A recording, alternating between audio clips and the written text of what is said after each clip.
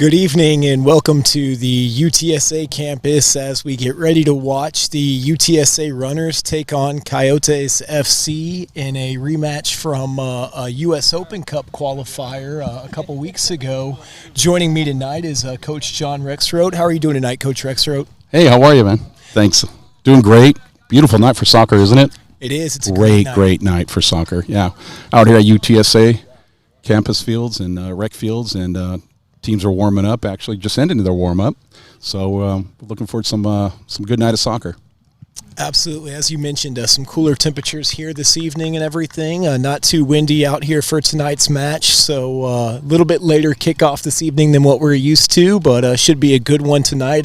As we mentioned, teams just faced recently in a Open Cup qualifier. San Antonio Runners winning that one 2-1 over the Coyotes. Walk us through a little bit of that game. Well, I didn't get a chance to see that game, but I believe that score was 3-2. 3-2. That was the first round for the U.S. Open Cup, and I believe that was the first time the two teams met in a U.S. Open Cup qualifying. So, Runners, San Antonio came away with the victory, moving themselves on to the second round at U.S. Open Cup, and they're going to meet their foes from last season, the Celtic Cowboys. That's right. Have to face the Celtic Cowboys in their next match, and then looking to either face Inocentes possibly from up there in Fort Worth, or potentially the North Texas Rayados. So some fun matchups here in the U.S. Open Cup qualifiers for the San Antonio Runners. But here this evening, we're here for the regular UPSL Central Conference Heart Division action. Currently, right now, the Runners and Alamo both kind of tied there in first place with 4 points apiece. The Runners having a game in hand, though, so with a chance to kind of jump up to that solo spot this evening with a win or a tie. Yeah, Coach Mason is he's been doing some good stuff with the boys. Ever since he came aboard in the league, his inaugural season, he won the championship here in the Heart Division, and then came back and repeated again. So he's doing some good stuff. They're currently undefeated. They're on a right track, hopefully, to say the three-peat. But we'll see what happens. There's some good talent out here. Coyotes, obviously, last season they were tied for third place last season, and we were tied for third. Samba FC, and because of goal differential, they advanced. So they have a good squad too. A lot of talent on that team. Absolutely, and we talked a little bit this week about the Coyotes almost feeling like an in-town rival for some of these San Antonio teams now in this division. You mentioned that you guys played them last season, and for those who aren't aware, Coach Rexroth here, former UPSL coach also, still coaching and everything here in San Antonio, so going to be on the call with me this evening. But, what was it like facing Coyotes? Did it really feel like you were kind of getting ready for another rivalry game, almost like an in-town game, or is that a little off base, would you say? They're facing it was a very strong team. They got a nice program over there. At the time when we faced them, they were playing out of Killeen. Now they're playing out of Temple. So they moved out of Temple. Manuel Velasquez, who is the director and owner of the club, I want to give him a shout out. A good friend of mine. He's not here. He didn't travel with the team this evening to check out his squad. So he is at home, and possibly he's going to become a father for the first time tonight. So shout out to Manuel and to the Velasquez family. Congratulations to you guys. Absolutely. Congratulations, and much more exciting there potentially than what's going to be happening out here tonight, but we'll wait and see. I'm sure he's watching the stream while he's there in the hospital room. I got to give him credit, because I would be kind of torn if my wife was going into labor tonight and we had a play tonight. I don't know what I would probably do. I mean, soccer's been my number one thing, but I think I would probably definitely have to be in the hospital, because I wouldn't want to be sleeping on the couch for a long time. So we should have the national anthem here starting shortly, but first we're going to be doing the starting 11 here for the squads, so they'll be entering the field here in just a moment.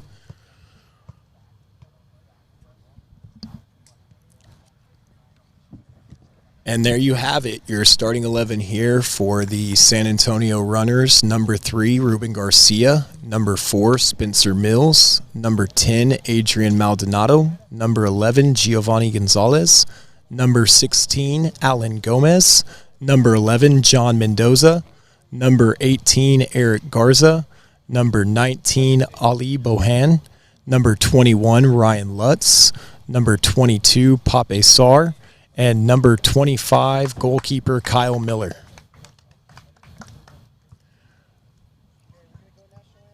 Starting 11 here for the Coyotes FC after the national anthem.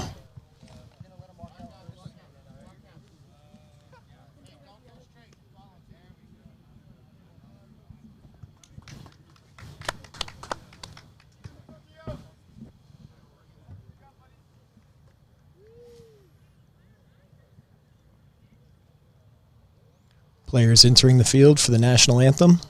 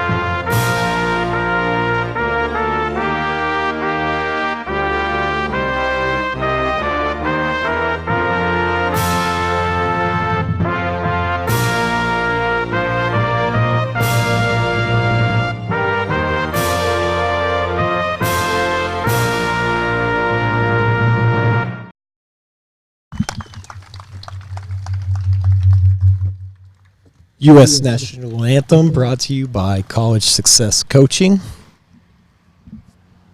And we should have kickoff here in just a few minutes.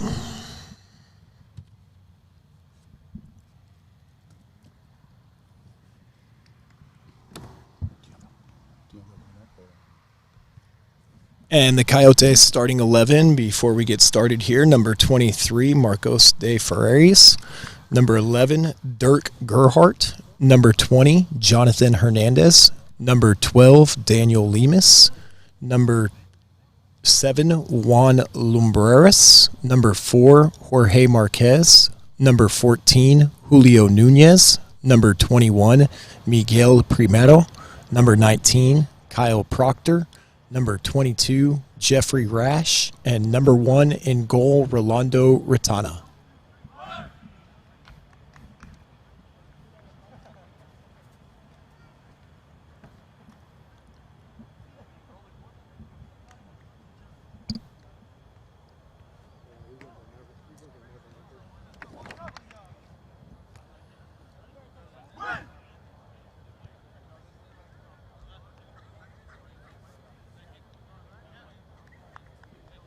Looks like the Coyotes will have the kick for this evening. They're wearing white. The runners are in the dark navy. Do you have the field staff to get an anchor on this goal?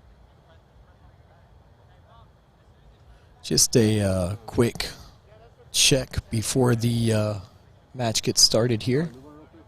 Yeah, can we have a runner go there? Referees inspecting the nets.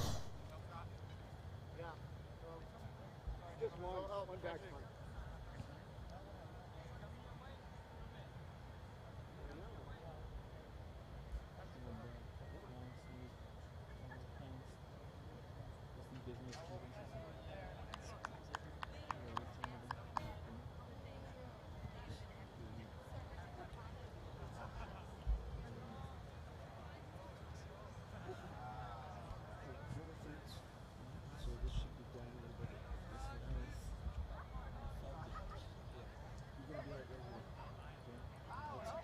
Just a quick adjustment to one of the nets before we have kickoff here. Should just be a moment.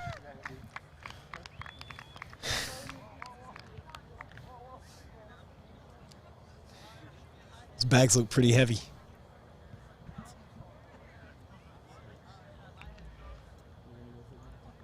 All right, we should have kickoff here in just a second. Runners just recently drawing 2-2 against Capital City Soccer Club with goals from John Mendoza and Randy Martinez. Tied that match 2-2.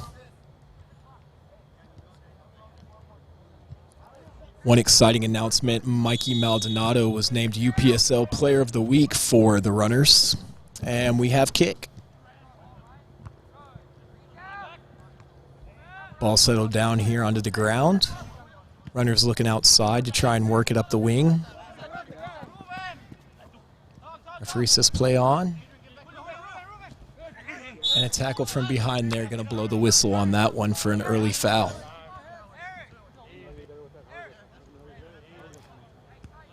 Not entirely sure the formation that the Coyotes are going to be running with tonight, so we'll have to kind of wait and see what they develop into.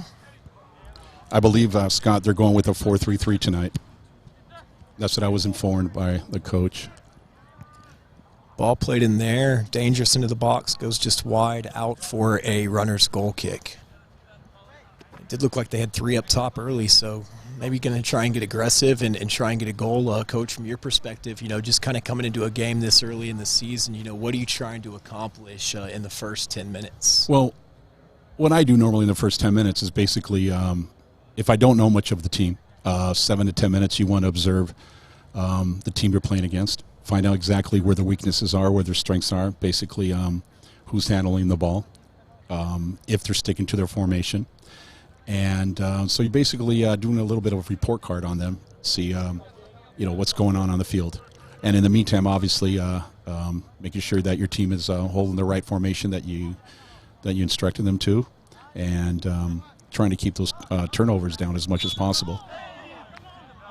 Referee going to blow the whistle on that one. Just kind of trying to set the pace or set the tone for the match this evening. Another foul on that.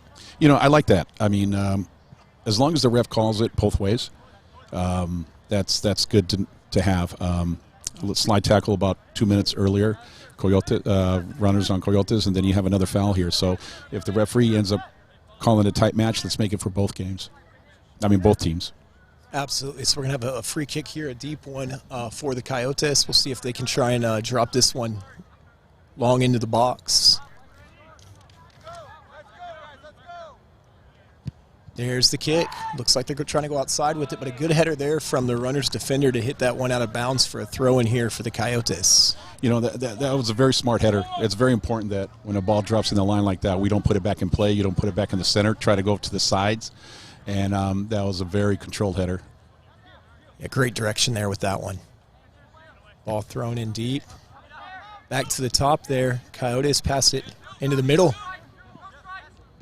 Trying to find the open man. Able to turn inside with it and switch field back to the middle. And a good tackle there. Ball still in play.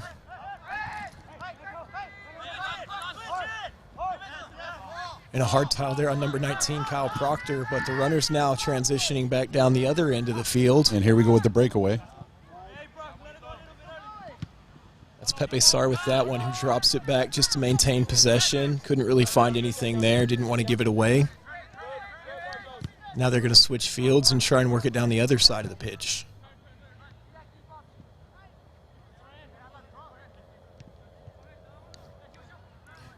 Runners playing pretty smart with it right now, just trying to maintain possession.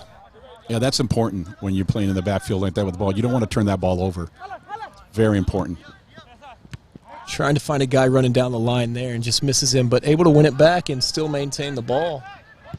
Crossed back into the middle. Kind of mishandled there by the defender, but able to get a clearance. Runners head that one back in. Number 22 there, Pepe Sarr, has one on goal, but fielded there pretty easily by the keeper. So like you said, just kind of testing some of their different defenders and things like that, testing the wings here, it looks like a little bit. Yeah, that's the That's what I do, and I'm sure a lot of coaches do the same thing, because you want to see how everything's working out, how the other team's playing. There's some nerves happening once the whistle's blown. So, for the first 7-8 minutes that I coach, I keep an eye on the other team and see exactly what's going on. And also, making sure that my team is not doing anything wrong on the field to help them. Yeah, so far no real big mistakes from either team. Both teams kind of fielding the offensive chances very well. So just trying to eliminate mistakes right now at this point, maintain possession. And really would like to see who's going to step up tonight for the Runners since Mikey Maldonado is not playing tonight. He is their leading goal scorer, was their leading goal scorer last season. And, his leadership on the field, see if it's really going to be missed tonight. Phenomenal player. So we'll see which Runners is going to step up and put that ball in the net. Yeah, some great footwork there on display. But, yeah, as you mentioned, UPSL Player of the Week awards as well for Mikey. So been an impressive season so far for him. And a good ball almost across there for the Runners. They drop this one back here. And Ruben Garcia, number 3, looking for the open target. Plays that one into the corner. And at the top of the box, Pepe has another shot right there again, kind of that same look. That's 2 shots from Pepe on target. This one had a little bit more zip to it.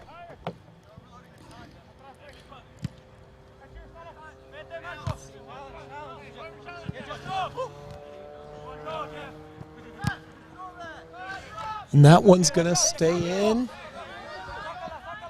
Rolls down the field.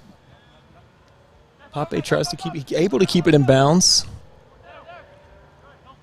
Coyotes defender just trying to field that one, find a way to get rid of it.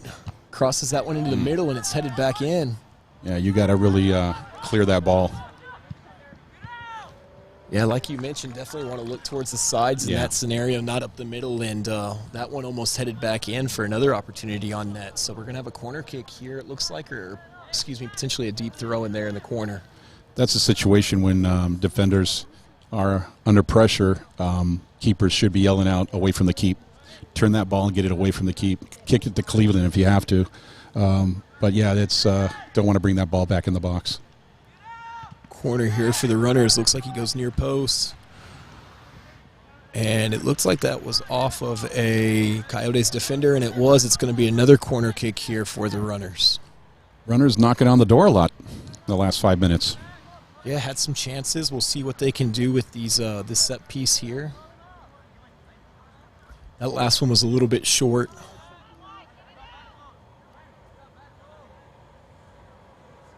Again, not much wind or anything like that out here tonight. It's a beautiful night out here. Beautiful night for soccer. That one's a little bit deeper to the top of the 6. Defended well there by the Coyotes. But number 16 here for the Runners, able to play it back in, Alan Gomez. And a deep, deep ball there to the back post.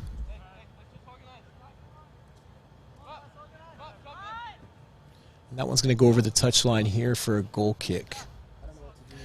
So as you mentioned, the Runners been knocking on the door so far this evening here tonight. A couple corner kicks already for them. See if the Coyotes can figure out their counterattack here.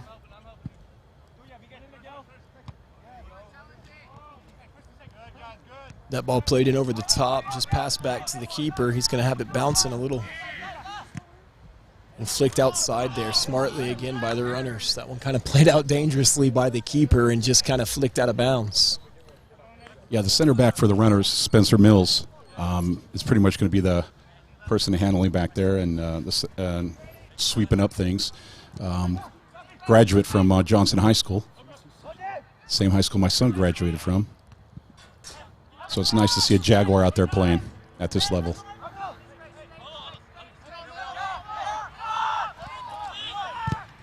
Deep ball there and by one, flicked on. To the opposite side here, that's going to roll out of bounds for a Coyotes throw.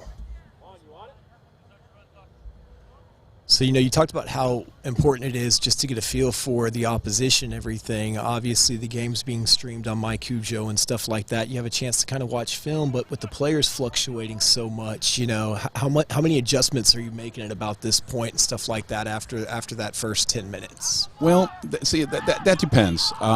It's kind of hard. If we're talking about adjustments on the field, having players mark different formation or something like that, yes, that's fine. But if we're talking about adjustments, making substitution, I think it's a little too early to unless something drastically happened in the first 10 minutes. But then again, you also got to worry about, if you got a player in there that gets pulled out in the first 10 minutes, how much of his confidence is going to drop?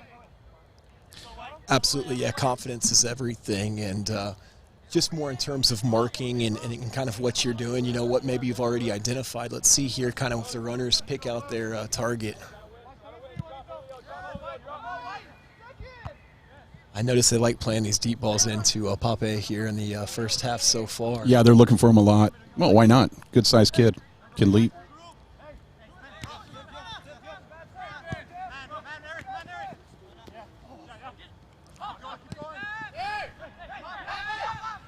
Eric That's a good Garza ball. making a dangerous run there. Some nice back and forth, but just a little too much there at the end. Yeah, that's the situation with turf. I mean, you're definitely going to get some true bounces and good rolls, but if you put a little too much mustard on that ball's going to take off on you. And even though I think that ball would have been a lot better played if it was played here on normal grass. So you got your pros and cons with turf and grass. I personally do not like playing on turf. I don't think soccer was meant to be played on turf.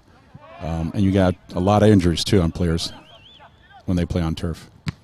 It's a very fast surface, that's for sure. One's going to roll out of bounds here for a Coyotes throw in.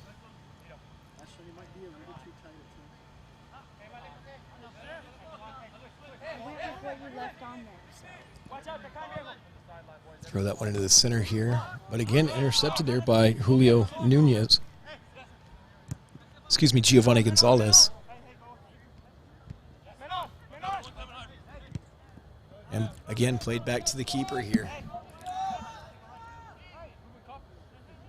And that's a smart play to do. I mean, basically, why force things if it's not there? Put the ball back to the keep, reset everything. A lot of players feel either intimidated or they get embarrassed to play that ball back, and coaches sense that. I personally love a player that plays more with his mind and plays a little more safe, and it allows his team to start building up play from the back. Absolutely, yeah. Plenty of time. No real urgency at this point, in the game. Good 50-50 ball won there by the runners. And the Coyotes, though, able to get it back. Now, dangerous ball played there into the corner. Looks like that was number 14. Julio Nunez for the Coyotes. Drops it back. Ball played in the middle there to number 19, Kyle Proctor, and he tries to play a deep ball in, but fielded well there by Kyle Miller for the runners. It's amazing that you see. I mean, earlier we had runners knock on the door a lot. Now, just a couple plays later, then Coyotes start moving. But here's a great ball.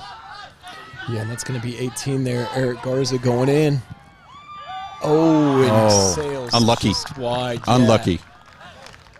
Looking for the placement there. Great touch for the finish, and it goes just a little bit wide there. And we have a player down here for the Coyotes. But, yeah, great little 1-2 there between Eric Garza and Pape Sarr.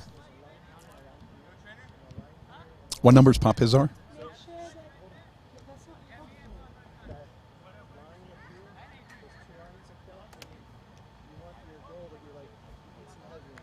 Bob. That's Bob, right? That looks pretty good. Play for me. Hand over the field. I didn't. You can push in a little bit.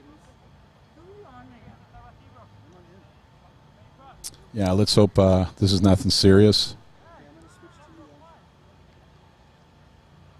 then. Yeah, absolutely. Maybe just a little bit of cramps. It's a little warm this evening. Well, if he's getting cramps in the first 12 minutes, or what are we playing? We're at minute number 7, actually, then that's not a good sign. But looks like they're working on his left leg there. I don't know if they're working on his ankle, working on his knee, but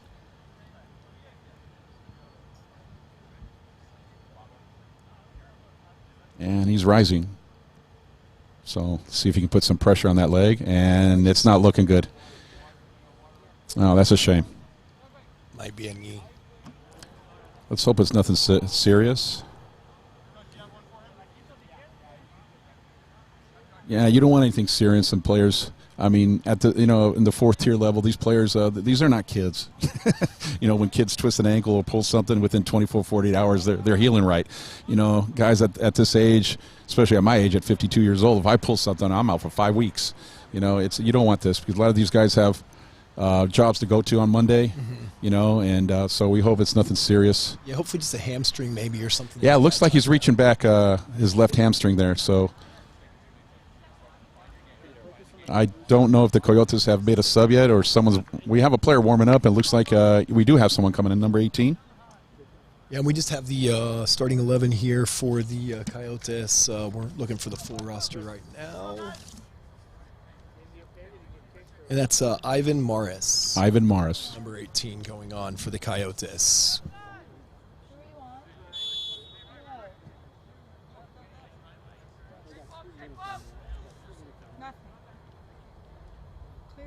Jonathan Hernandez coming off, it looks like. All right, we're back in action here. Oh, number 7 just clears that one away for the Coyotes, and kind of a dangerous challenge there by the runners, and it's going to bounce off of him and go back to the keeper here. But, yeah, just before that, you were talking about how the Coyotes kind of starting to turn it on a little bit in terms of being the aggressor and everything with a couple chances here recently, and that's how quickly you see the action shift a lot out here in these matches, especially between two very even teams. Yeah. And the Coyotes now trying to, looks like a one-on-one here. Number 23 there for the Coyotes. Marcos de Ferreras. I think he should have been a little more selfish there. Basically, he looked like he beat the defender. Defender was a little bit behind him. He had so much real estate to go all the way.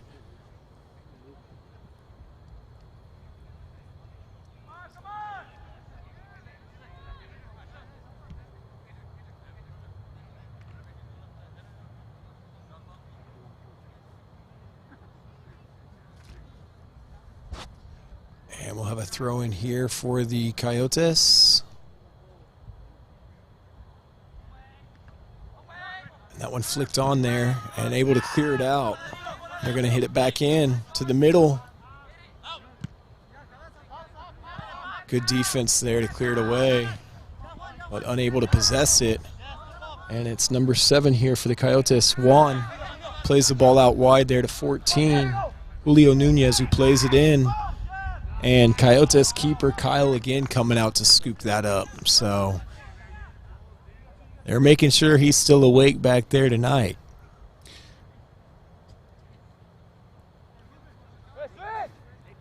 Looking for a switch here for the runners. A little bit of pressure now.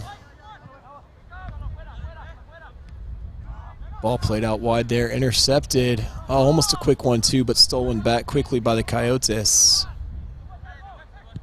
And this one played in deep.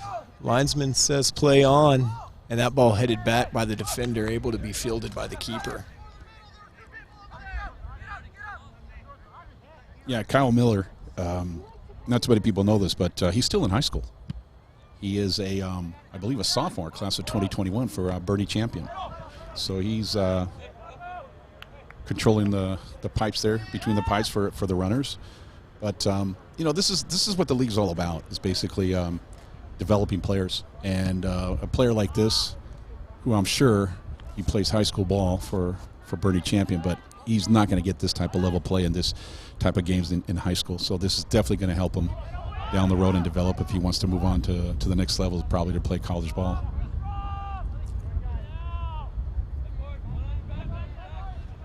Yeah, and one of the challenges here kind of this fall season, a lot of the players playing college and stuff like that too, having to go back for college. Some of these players, as you mentioned, high school still as well. So able to develop and get some minutes, to prepare before their next high school season. And that's the situation with lower level teams during the fall season. I believe, everybody's much stronger during the springtime because, you got your college players that return. and a lot of teams lose the college players. So the teams are mostly made up of strong high school kids or other players that play in the adult leagues. So it makes it a little difference in the roster and level for fall season. Absolutely, a little bit more challenging. We've got a free kick here, though, for the runners just outside the box. Looks like he's going to have a shot on frame. That's a good shot. Just wide. Just wide by 1.5 feet. Nice shot. Good power. Unfortunately, did not drop. Yeah, going for that far post there. He just couldn't quite get enough around it. And we'll have a goal kick here for the Coyotes. But, yeah, good chance with that free kick there.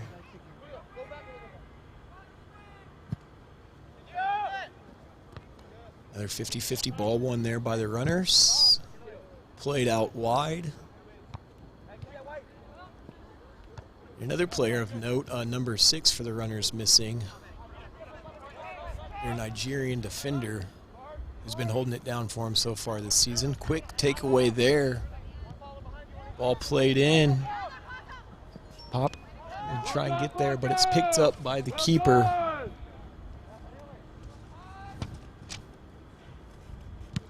He's going to punt this one deep. Good challenge there. Coyotes able to keep possession. Number 23, Marcos, into the corner. Back up top there to number 12, Daniel Lemus.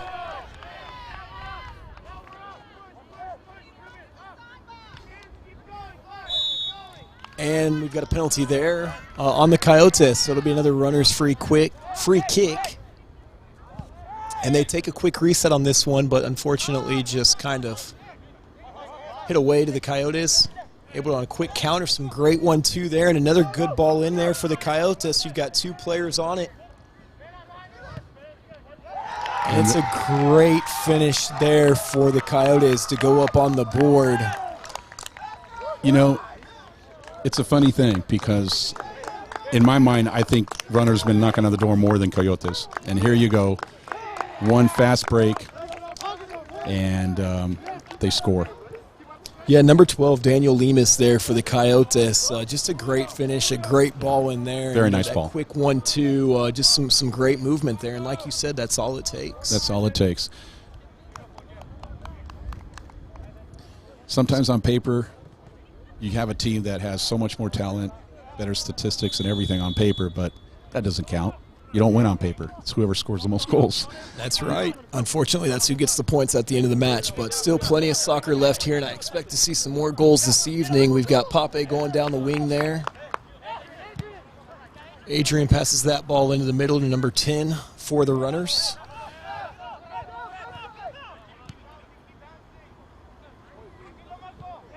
Ball played back there. Alan Gomez out wide here to Ruben Garcia. And there's the dangerous ball played into number 16 for the, or 18, excuse me, for the runners, Eric Garza. And they like sending their attack through him as well. Ali Bohan there, dangerous ball into Ruben. Looking for the cross. It's in. And we got a foul. An offside was the call, actually, or maybe it went over the touchline for a goal kick. We'll wait and see. Ruben's working a lot on that left side. Looks like a lot of plays are coming to him, and he's got some good speed, which is great, and he knows when to put that ball in the box. Basically, that was on target. It was a nice center from Ruben. It's nice to see Pape out there playing. He was played with us during our TPSL season. He's known as Bob, so he played with us back in 2017. So it's nice to see him out there. He's also playing with North Valley Vista, I believe. Northwest Vista. Oh, yep. There we go, Northwest Vista. Yeah, so he's a product with them as well. So this kid's, from what I can see, he's definitely improved his game. Absolutely, yeah. And as you said, they've been working him all night here on this left side, both him and Ruben Garcia over here on the left. So, and that one slips through. And just gonna Mills gets to the ball quick. Play it there to the keeper. Smart. And now they've got the numbers up. And we'll see if Bob going to keep the pressure on. Keeper's able to steal that one away, though. So, again, now the runners are knocking. And that's why I say most of these matches have a little bit of back and forth to them. Yeah, Pape's got some good size. He was much thinner with us when he played. Kid worked on his physique, and he's looking good out there. We'll have a throw in here. I still have his number. Maybe I should give him a call for next season. What do you think? We'll edit that out. Deep throw in here down the line for the Coyotes. Referee says play on, and a good turn there. Got a touch on him, ball still in, and it rolls out off the Coyotes defender for a runner's throw in. See if they pick up the pace here in the next 20 minutes or so. Halfway through roughly the first half, and trying to play a deep ball there over the top of the defender. But so far unable to connect on these deep balls. You know one of them's going to pay off, though, here soon, you feel. Number 21 there for the runners. Tries to keep it in, but it's going to sail out of bounds. Ryan Lutz there on the clearance for a Coyotes throw.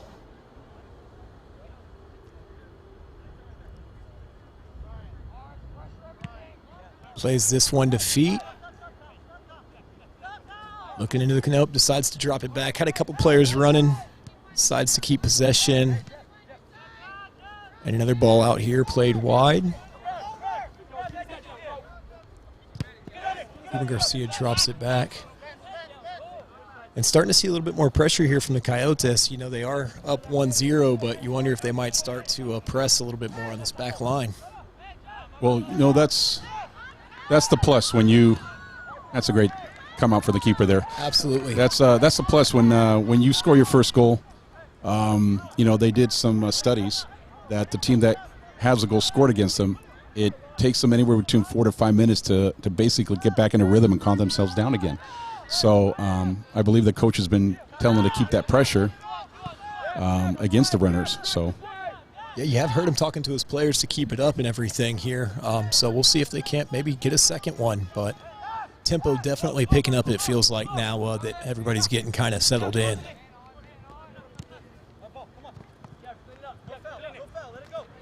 That one's going to go out of bounds here for a Coyotes throw.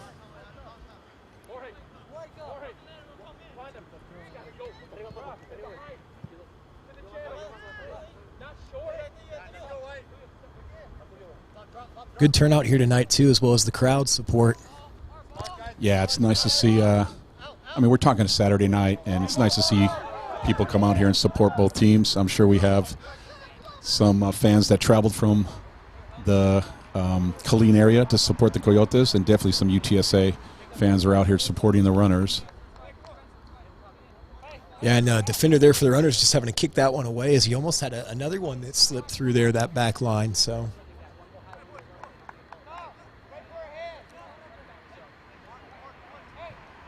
We'll have a corner kick here now for the Coyotes, up 1-0. So far, the referee's been doing some good work, center ref. Absolutely, yeah, great calls out here tonight. A little bit too much distance on that one. It's going to sail over everybody and cleared out there by the runners for a Coyotes throw. And the action's just kind of getting started right now in the UPSL. A little bit of a shotgun start, so to speak, kind of this season with, the team stagger and play a little bit. But, as we said before, the runners in Alamo City currently at the top of the table here for the Heart.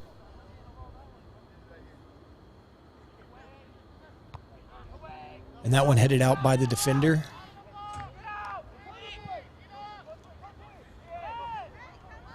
You know, that Alamo City Runners game is going to be an incredible game. I'm really looking forward to that. Absolutely, yeah. Alamo City right now with 22 goals for and 3 goals against. Obviously, a lot of that coming from that first matchup that they had. Against Bell County, I believe. Yes, where they won. Yeah, it's unfortunate. I don't know. It's not a good score that any coach wants to have. I mean, I remember when we played the Runners last season. I mean, we home and away, we did not do too well with them. They spanked us here on their field. I believe they scored 10 against us or 11. And then at home, That's a game that we needed to win to make the playoffs, and I believe we lost that game 6-0 or 6-1. So Definitely some talented players here in the UPSL capable of scoring from just about anywhere. Yeah, I hope Bell County bounces back from that. You know, it's I believe that was their first game, so you know, it's tough because losing at home you're opening, but losing it to 20-0, it's also tough. You got to keep those players motivated. Just hope the coach is doing the right thing, keep those kids motivated, and basically just put it back in the burner and just come up for the next game. So this one intercepted by the runners. And ball played out wide there to Bop. Takes the defender on one-on-one, gets by him, looking for a cross. Gets it in, but That's nobody a good ball. there. Yeah. That's a nice ball. Trying to see the numbers on the other end of the pitch. Oh, good flick there by the runners forward, but can't get a touch on it to slip it past the goalkeeper. And the goalie with another great come out there for the save, but great effort there by the runners to try and get the equalizer. And the keeper there for the Coyotes just doing a great job so far this half, shutting down the threats that have been slipping past the defenders. Looks like their keeper, Coyotes keeper's in his zone. He's moving around in the box, calling the balls. Every time he goes up for one, he's secure with it. He's not becoming a two-touch goalkeeper, so you want your keeper to have a good concentration like that on the pitch. Yeah, you saw that foot save earlier where he had to come out and slide. Great Right. presence. No, I'm guessing he was probably at the top of the box and just didn't, think he was safe to use his hands. So very smart goaltending. Oh, and a great look there. Able to touch it past the defender, crosses it back to the top. Coyotes there saying they thought it was out of bounds, but referee says play on. And now the Coyotes with potentially a quick transition. He's onside, but unable to really do anything. No numbers there on that attack for the Coyotes, but the runners now trying to keep it in bounds. A little bit of back and forth here on the sideline. Going all the way back now to reset it and switch fields. That's important with the one touch, basically. Move it around, set things up, relax, learn that poise. So important to have it at this level if you want to move on to the next level. Absolutely. Saw a lot of confidence there. They didn't play timid with those touches. You got to play with a lot of confidence, like you said. Ball stolen away there by the Coyotes. Looking for 22 here on the wing, Jeffrey Rash. That's a good ball. Tries to touch it around the defender. But yeah, they've been looking for that ball over top of the defender so far, and the Coyotes back line just doing a good job heading them out. Well, sometimes when you go too much to the well like that, your defenders are going to be expecting that. Sometimes it's good to switch things around a little bit or start attacking from a different angle.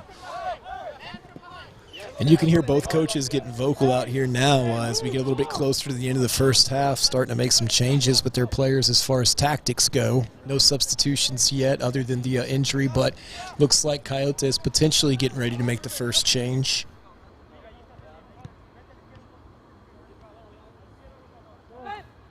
Yeah, technically this should be the actual main substitution that the Coyotes coach wanted to do, but he had to sub out a player that got injured earlier.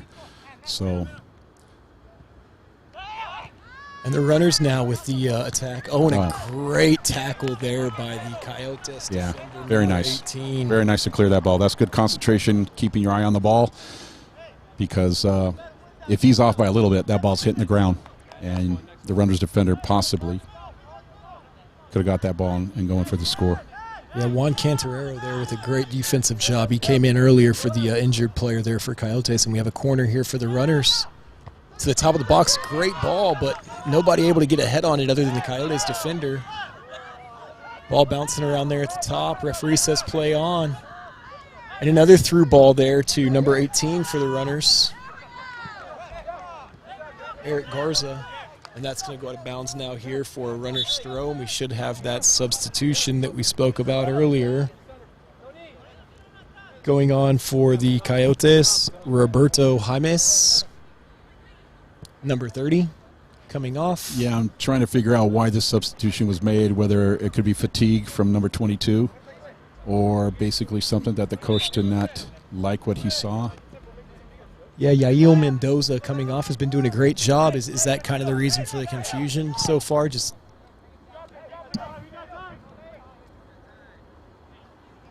because he has been one of the attacking players here for Coyotes that's been playing pretty well. So maybe just a little bit of fatigue or something like that. But we got about 10 minutes left to play here in the first half.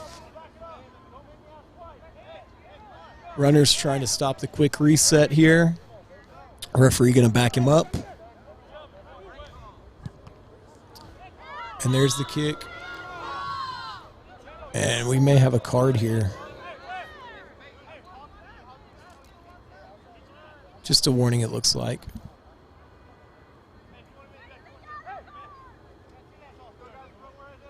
Just a warning. Looks like we're going to have a substitution for the runners here. Tell both the coaches getting a little bit more vocal, so seeing things they didn't like, maybe wanting to make some changes and get some messages out there to some of their players.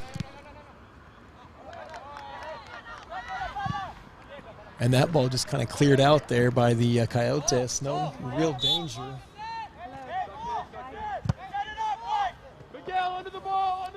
You know, that's one thing about the league that I like is that they allow 7 substitutions. You know, and here's the sub for the runners. We got Bob coming out and Brian Flores going in. I think this might just be a little bit of fatigue, resting those legs. There's only about 6-7 minutes left until the halftime. Definitely, he's getting some hands from his teammates there. Let's see how much it affects, though, the attacking on that side with Bob out. Yeah, we'll keep an eye on that here with, like you said, just a little bit left to play here in the first half, a couple of changes. And just out of curiosity, you know, would you ever make adjustments just to kind of send your players out there with a message or to kind of try and make some changes quickly before the half? Well, you know, I do like to play a lot of head games, you know. But from what I've seen out here, you know, aside of the player from Coyotes getting hurt, obviously that substitution needs to be done.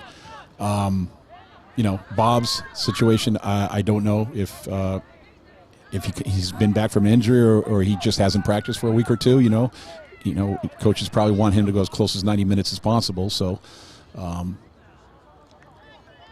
but he has been the attacking guy on that side. I mean, definitely been part of a lot of the plays on that side. So. And that's why I think just interesting substitutions. You've seen 2 of the attacking players coming off the field now. That's exactly right. You got one from Coyotes. So, I don't know, maybe the coaches before game said, hey, we got these players that we're going to get busy, you know, tired. I'll take mine out, you take yours out, you know. That was sub 1 for 1.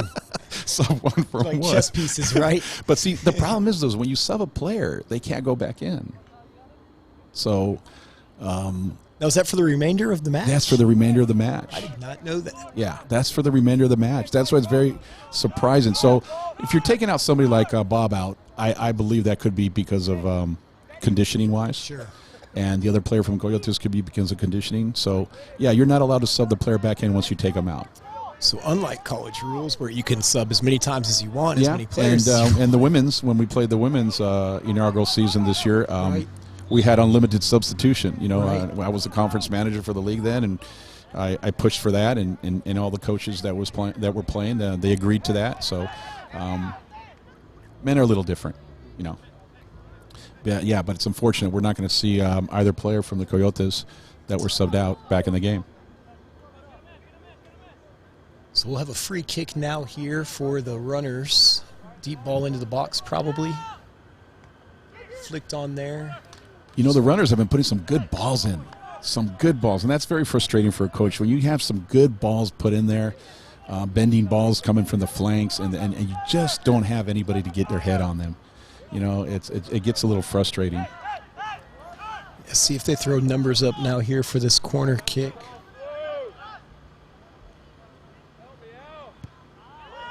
Low into the front, near post, off the front post, just flicked nicely there. It nicely looks like. Flicked, yeah. And I wonder if that's what he was trying to go for earlier on that low one he hit to the near post. But number 21 there, Ryan Lutz for the runners with just a great touch on that one, but unable to get it in the back of the net. Here we go with the third corner kick now for the runners. Maybe third's a charm? Getting some workout on these corners tonight. See if they can't find a head or a foot. This one to the That's back a nice post. Yep. Yeah, came just over top of him, it looks like a little bit, and unable to kind of get it up and down. Instead, it just kind of hit off the back of his head and went up. But another good chance there for the runners. So with about 5 minutes left to play, we'll see if they can get the equalizer here before halftime. Yeah, maybe the ref might put an extra minute in there. You never know. I just don't see how he can go more than a minute. Well, you had the injury, so it might be 2. Yeah, not a whole lot of extra time that I No. wouldn't expect. And again, you see the speed kind of the pitch there with that ball as it just rolled over It the just takes touchline. off.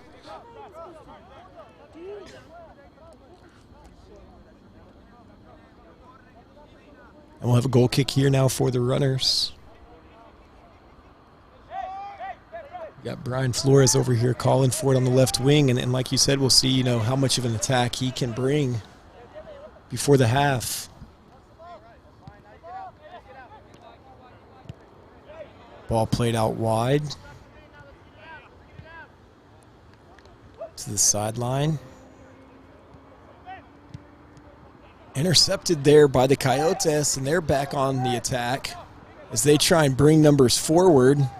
They're at the top of the box, unable to clear it out. Wanting a call there, but referee says play on. Defender looking out wide there. Good job to spot his man. Just some good passing. Now they're bringing up the attack. That's a good ball. Good through ball there. And that's Brian, the substitution. Another foot save there by the keeper for Coyotes. Yeah, the keeper's in his zone, reading the plays, coming out of his line at the right time. Good interception there by the runners with the left, but cleared out by the defender. I don't know if that was going to be on frame. But now you've got the Coyotes with a beautiful ball to number 23, Marcos De Ferreira. Oh, what a great save. What a great save. Absolutely. Kyle Miller coming up big. You talked about the high school goalie playing in the UPSL and what this experience can do for him. And you talk about stopping a shot like that. You don't come across a cannon like some of the legs in the UPSL in high school. No, very not often. at all. I've been every attack from the Coyotes, I've been keeping my eye on Kyle there and taking a look at his stance, taking a look at his poise, taking a look at his communication with his back line. And the kid is just beyond his years in high school play. Right now you see him directing his defense, his players on marking. And that's something that a coach wants to see from his goalkeeper is to be obnoxious back there. Seriously. Yeah, could be an early candidate there for UPSL Save of the Week. And trying to keep in line, able to keep it in bounds. 14 there for the Coyotes with some fancy footwork. Julio Nunez loses it eventually. And we'll see if the runners can maintain possession here with some tight space. This is where, like you say, that quick passing comes in handy. Working the sideline. And that's going to go out here for a runner's throw-in. With a few minutes left, looking to try and get the equalizer. How important is it to try and get that goal before the half? Well, you want to set a tempo, especially if you got a couple minutes left. You want to put that ball in the net. Because as you come out for the second half, you want to have that tempo, and especially you're playing at home too. So. Yeah, absolutely. And you see the tempo picking up here, but also, too, you definitely don't want to give away a mistake. And you've seen here a couple times where almost that insurance goal that the Coyotes have been able to get off of a quick counterattack with, some nice through balls. And we've got another player coming off for the Coyotes, it looks like. Maybe a little bit of blood. Busted lip.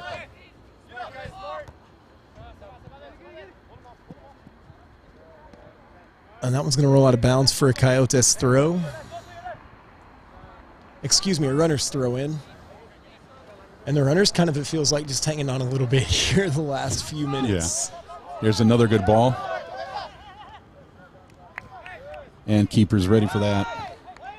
Yeah, nicely headed back there by the defender. And good pressure there, though, by the runners as well. Eric Garza not slowing down, forcing the goalie to make a play. And Ruben and Garcia, again, just doing a great job with those 50-50 balls, making sure nothing gets over the top of him. He's been all over the field tonight. He's got to be tired. You know, both teams are showing some good movement tonight, good communication. The ball's been back and forth. What I've been really impressed with is a lot of the players working that first touch, and that's so important to have a first touch at any level, whether you're playing club ball, or you're playing at this level, or even a higher pro level. So that first touch sets everything up for you. If we're going to call this one back for the runners, see if they have a quick reset. Oh, and they blocked this. There we have a yellow card, I believe. Should be a yellow card. I think, though, he's given the warning just because the one from earlier where he just gave him a warning, he didn't issue a card. I think that should be a yellow card because that player's impeding the fast break there. You had a player on the right flank all by himself. That's where he was going that was with a little that bit center. More intentional. Yeah. Oh, yeah. Obviously. So that should have been a yellow card. And we have just a couple minutes probably here, it looks like indicated. We'll find out from the official here shortly. But we'll see if the runners can get that equalizer before half. They're knocking on the door. But the Coyotes, maybe just going to slow it down here to get the whistle and go into the locker room with the lead 1-0 at the half. If we have any youth goalkeepers watching the live stream tonight, from what the Coyotes goalkeeper just did, playing the clock, relaxing, knowing he's not pressured, no need to pick up that ball. He did the right thing. Because once you pick up that ball, you got your 6 seconds. Absolutely, take note. And a dangerous tackle there. Didn't really get him, I don't think, or made any contact, but just a little bit dangerous. Let's hope it's not an injury here. And just before the half, too, So as you mentioned, the tempo kind of picking up here in the match. Things getting a little bit exciting, a little bit heated, and both teams, again, just very competitive. This Coyotes team, very competitive with the San Antonio teams in the UPSL Central Conference Hard Division. Yeah, I think the Coyotes are playing with a little chip on their shoulder since the last time they met the runners for the first round of the U.S. Open Cup and lost to them. So, and they lost at their home field. If I'm not mistaken, that game was played in Temple. Yep. So, they came out here with a game plan, and yeah, we've seen some great through balls and the speed, just that great speed that they have up top. And that was go out of bounds here for a runner's throw-in, and can't be too much longer left here in the half. Able to find feet there. Try and switch fields. No, they drop it back. A little bit of a reset. And another interception there for the Coyotes. And you see them playing with those 3 guys up top. 2 attacking mids on the wing now pushing forward, and they've got almost 4 or 5 people that they're pressing up on their attack. And that's just where the runners have had their handful, and kind of where you've seen the opposite true for the runners, where they haven't had that guy up there at the top on some of those crosses where you'd like to have seen somebody. So we'll see them try and counter now. That little clip from behind, but again, you really only see 2, 3 guys up top with a 5 back there for the Coyotes. So numbers just not really in the favor right now for the runners offensively.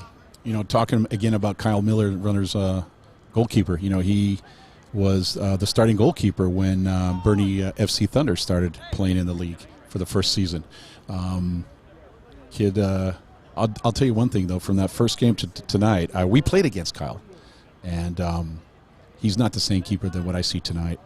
This kid has definitely improved and showed some great maturity, holding his goal back there. And that's what you want to see. That's the goal, right, of the UPSL and everything else, is that progression and that development of players. And you continue to see it from the runners as they continue to help players develop and get better, and from some of these other clubs here in the UPSL as well. Right. And, the goalkeeper is a lonely position. That's a position I played all my life. I was lucky enough to play it professionally in second division for Team Cruz Azul. And You'll never see our goalkeeper's name in the paper the next morning. You know, if the game could be 0-0 and you got 3 minutes left, the coach makes a great substitution. The player that goes in scores the winning goal, but they never talk about the goalkeeper that made 40 saves to keep his team at 0-0 till that winning goal happened. So it is a lonely position, and this kid seems that he's doing a good job back there, and it's nice to see a kid developing like that. Absolutely, yeah. Both keepers doing a really good job here in the first half. Also, too, Rolando Rotana for the Coyotes doing a great job to keep the runners off the board. You had a couple chances there towards the end where he came out and was able to make a foot save. And also, too, you had Kyle Miller here for the runners that was able to keep it at just one goal with a spectacular save there just before half. Oh, yeah, easily. That could have been 2-0. Could have been 2-0, and then you're looking at a different climb for the runners in the second half. So, yeah, he definitely, once again, you got a great save from Kyle that could have put Coyotes up 2-0, but, no one will mention about that save unless we do. Give him a little props on that. So, but I don't know about you, but I noticed the last 8 to 10 minutes, I kind of looked at both teams. They had a little more communication between themselves. The coaches got a little more boisterous on the field, so it just seemed that I don't know. It like they were coming out of their shell a little bit more. Yeah, things picked up and definitely got a little bit more heated there in the final 10 minutes. Kind of what we expected as far as anticipation goes. For the match, we got the first half stats here for you guys. As far as shots go, the runners had 8, Coyotes with 2. Shots on target, runners with 3, Coyotes with 2. Runners with 5 crosses, Coyotes with 2. Runners with 6 corners, Coyotes with 3. So far, we saw a couple corners where they had some pretty good chances. As a coach, you almost wish that you'd see your players do a little bit more with that. Yeah, coaches want to see that. They want them to capitalize on that. I mean, like I was mentioning earlier, these stats were just handed to us. I mean, if we were to end the game right now, you would turn these stats in to the league. I mean, the runners are leading the stats. Yeah. 2 shots only by Coyotes, and they capitalized on 1. Great save by Kyle. Runners had 8 shots on goal. Corner kicks were 5? 6 corner kicks. And let me tell you, those corner kicks were nice. They were on target. Good chances for them to score. And sometimes, not only that you're battling your opponent with 11 players, but you're battling the goal itself. Absolutely. And then that could be a big problem if you're doing that. And sometimes it's your night and sometimes it's not. So. Absolutely. 5 fouls, though, for the runners in the first half and 10 for Coyotes. So you talk about things there towards the end getting a little heated. I wouldn't have guessed that there were that many fouls in the first half. But I'd probably say the majority of them must have come there in that last little bit. But obviously the score now 1-0 for the Coyotes, able to get the goal about halfway through the first half there. Daniel Lemus able to score one on a nice through ball there for the Coyotes. And we go into the locker room at 1-0 at the half for the Coyotes. So we'll have to see what kind of adjustments, Coach Rankin makes there for the runners. I know historically, typically when they come out in the second half, it's all cylinders firing. So I don't know why Coach Rankin would do anything different this evening. And I think the first 5 minutes here in the second half, we're going to see a lot more action. Yeah, I think so. I think right now Coach Rankin is basically telling his players that I'm sure he handed these stats over to us, and he knows about the shots on goal. He knows about the 6 corners. So, like I said, on paper they're leading, but you got to capitalize. And I think that's what he's probably telling his players, is that we are controlling the game, we're attacking more, but it doesn't mean anything if we're not scoring. So let's hope they can put the ball between the net and give themselves a little chance to win this game. Coyotes, I'm sure the coach is happy with that 1-0 lead into the locker room, but from experience, they know that the runners are not going to basically keen over and lose this match. So from experience-wise, the runners are a very good team. I think their coach Mason's going to just adjust on a couple of things, get his team down, relaxed, and once that goal goes in for them, that momentum changes. Yeah, definitely expect to see a few more this evening here in the second half, so probably from both sides as well. Like you mentioned, the Coyotes not on the parking the bus by any means at all either, so still throwing numbers up top, still putting the pressure on the runners, and obviously, as you said, just they know that one's probably not going to be enough in this one. I don't know about you, but when they took out Pape out, there wasn't much action on that side on the flank. There wasn't much attack from that side. And I wish maybe we can get some information from Coach Rankin on the reason why that substitution happened, whether it was an injury or conditioning-wise. Yeah, you don't know. You don't know. I'm certainly going to miss him on the field. I think they showed they were a lot more lively on the attack, the runners, with him out there.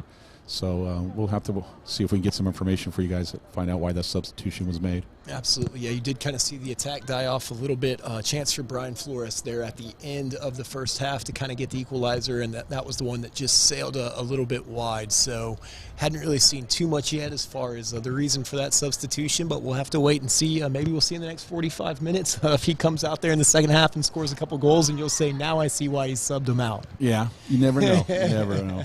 Yeah, we'll see. We'll see what happens. But it's funny that I'm looking at the substitute keepers for each team. You have Justin Jimenez, who will not be playing for the Runners tonight, is a Samba product. He played with us. And then you have another goalkeeper that's warming up right now at halftime for the Coyotes. Oh, my goodness, his name escapes me. He also played for Samba. So it's nice to see that we have players out here still continuing. We have Will, who is part of the product of Thomas Woolley from the Dallas Texans North. And he's part of that back-to-back State Cup team, youth State Cup team that won from the ages of 92 and 93. He played with my son, with Thomas Woolley. Good little player. Played college ball. I believe he was played some college ball up in Arkansas, 3rd division. But something that always holds back on Will is his mindset a little bit. He needs to mature himself a little bit in that area. But his game is a very nice game. So he's out with the Runners. So it's good to see players out here that I know, I've seen, I've coached, still continuing. That's I'm a little jealous that they're out there wearing. I believe they all look better in blue. I can tell you that right now, and with the diamond logo. We're gonna have Coach Rexroth coaching the second half in this one. I'm gonna be announcing the game by myself. Getting all nostalgic. No, I don't think they'll listen to me anyways. But no, Mason's doing a good job. Just happy to be out here. We got a nice crowd out here. I mean, I can't say more about the weather. Oh, absolutely. Yes, gorgeous night. Gorgeous night. Goodness. Let me tell you. These are definitely Saturday night lights for soccer.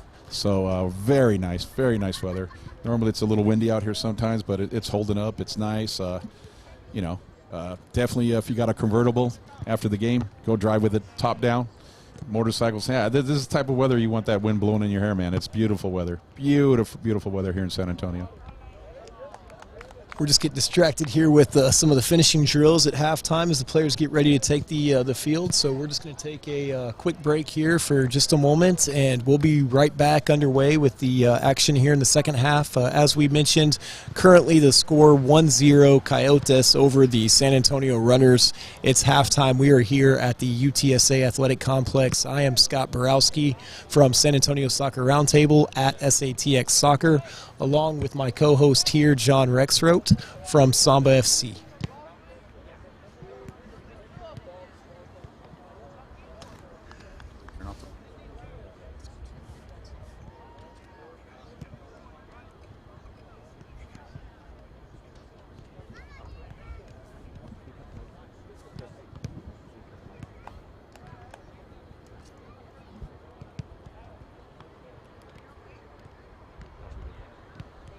Mason.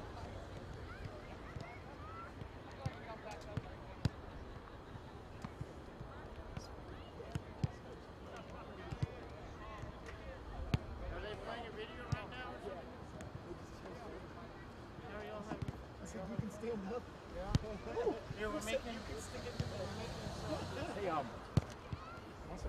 Why the shut down? What's going on there?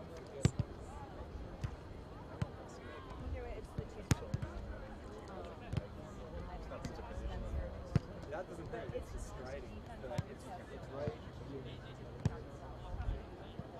Okay.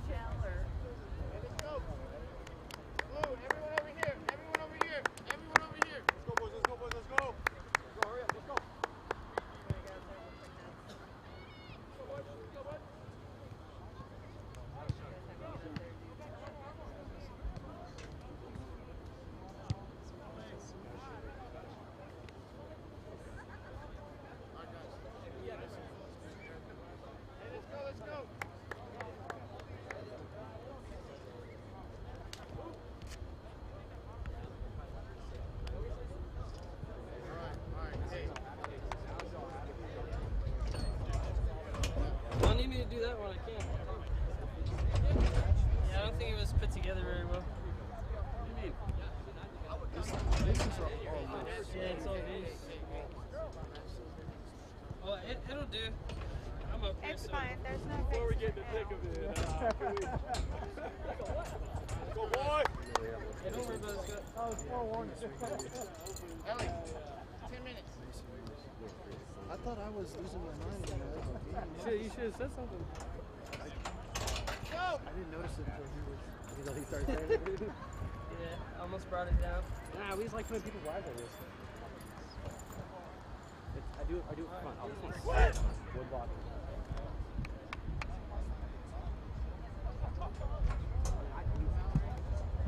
I'll stay back.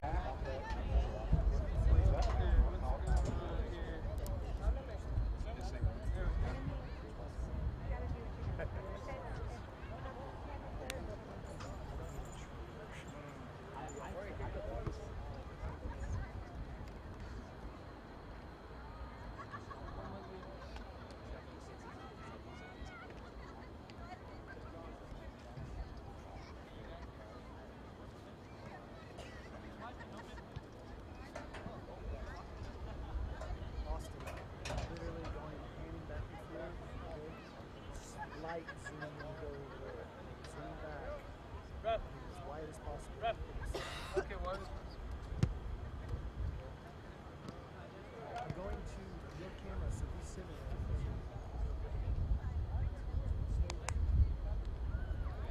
I will try.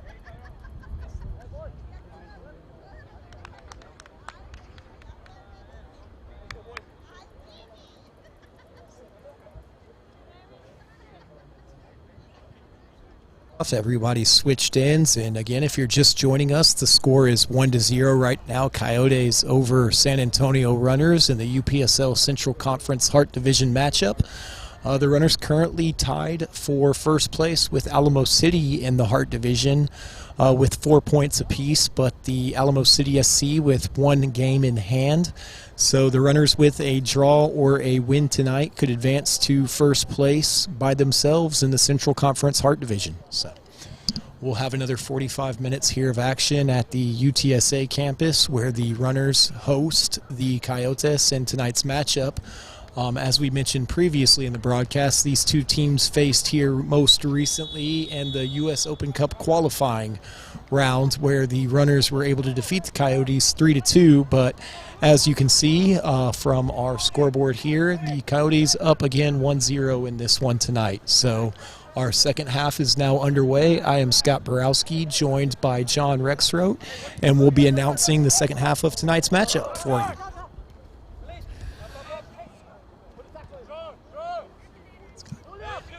And the Coyotes again looking for the attack as the second half is underway. We've got number 23 here for the Coyotes trying to play a deep ball in, but cleared out there by the Runners defender.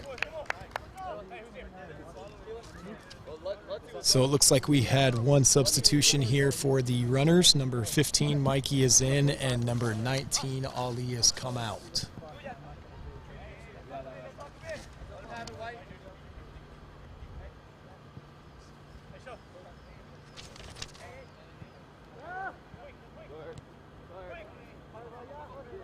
And that's Mikey Maldonado, as we mentioned earlier, for the Runners coming on the field. UPSL Player of the Week and leading goal scorer. So we'll see if he can't get an equalizer. That's him with the through ball there to number 23 for the Runners.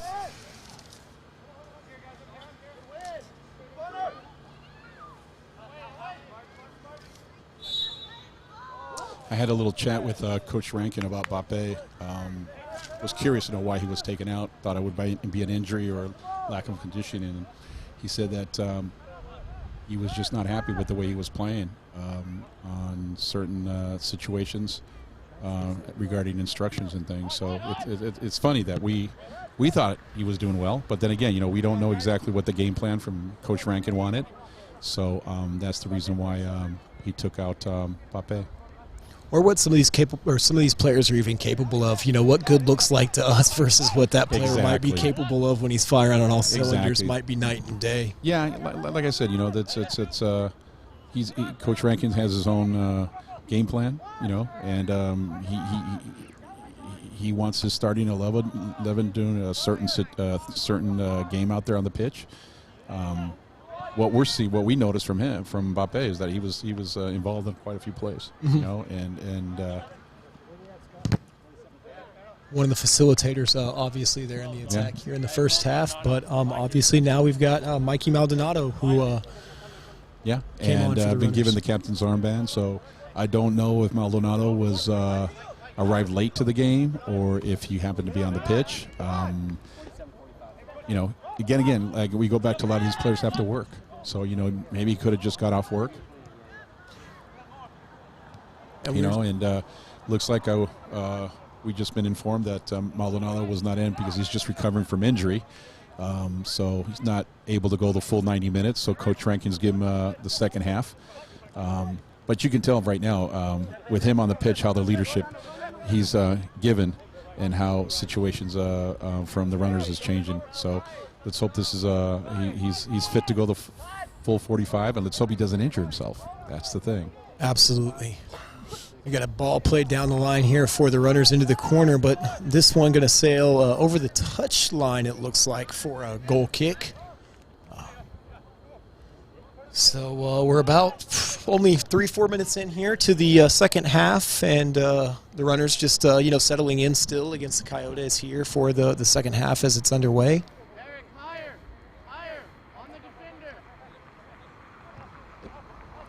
And we'll have a goal kick here. Keeper plays the ball deep. And the Coyotes end up with the 50-50 ball played into the corner there to number 15 for the Coyotes. Tries to play it far post, but that one sails just wide. It's Julio with the shot there with the chance. And again, the Coyotes almost with another one, so no hesitation from them on the counterattacks. Goal kick here for the runners. Intercepted there into the corner.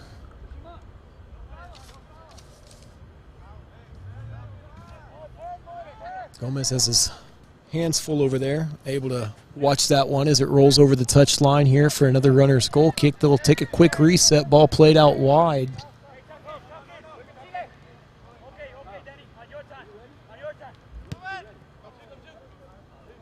Steps over that one, lets it go, and able to touch it by the Coyotes player. Played into the corner there to number 8. And that goes out of bounds for a runner's throw-in down there in Coyotes territory. Still plenty of time left in this one, obviously.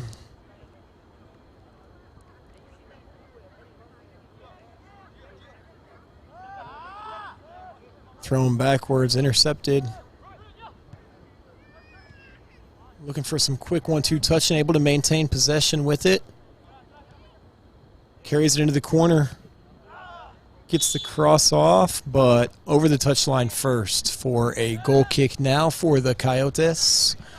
So no real chances. We talked about the number of shots the runners had in the first half, having 8 shots on the Coyotes goalkeeper, with the Coyotes only having 2 shots, but so far no chances yet for the runners for the equalizer here to start the second half.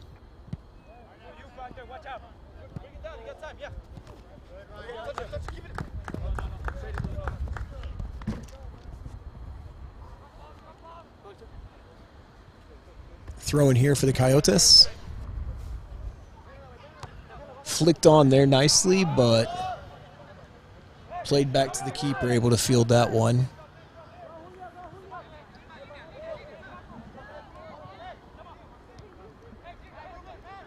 Nice ball played inside, but again intercepted. And the runners have it back, though, on the attack with numbers up. There's the ball into the corner here. Unlucky, unable to keep it in bounds. Roll out there for a Coyotes throw. Nice tempo. Second half, both teams are coming out. Looks like they didn't miss any step and from the first half. So Yeah, absolutely. It looks like the runner's starting to push a little bit more forward here in the midfield. Good header there by number 3, Ruben Garcia for the runners. Ref says he came over the back of him on that one. And really, those have been the only fouls we've seen primarily tonight, have been most of the challenges, on those 50-50 balls where they've come from behind. Has the ref taken out a card yet? Do we have anybody booked? I haven't seen anybody booked yet, officially. Looks like a couple warnings that we saw. Cross in there. Yeah, a little too long. A little too much power on that one. Goes to the opposite corner. Ruben able to keep it in bounds. No, it gets cleared out there by the Coyotes. So no cards issued. We've seen a couple warnings, final warnings, but so far no yellows. Good ball played into the box there. But again, the Coyotes just able to deal with the danger. Yeah, it's like they're expecting those balls to be centered in there, and they're ready for them. And every time they get a header on it or a foot on it, they've been very precise with it. It's nice because they're ready for any ball coming in there. It looks like I'm noticing that the runners, when they're attacking, they're pushing up a lot more. Playing with mostly one guy in the back, but the guys on the flanks, you got the left back and the full back pushing out more. So obviously, you can't tie the game unless you're pushing, and you're down 1-0. So you not only you have to play smart, but you have to take the advantage when it's there for you. Absolutely. See him not afraid to take chances and sending numbers forward.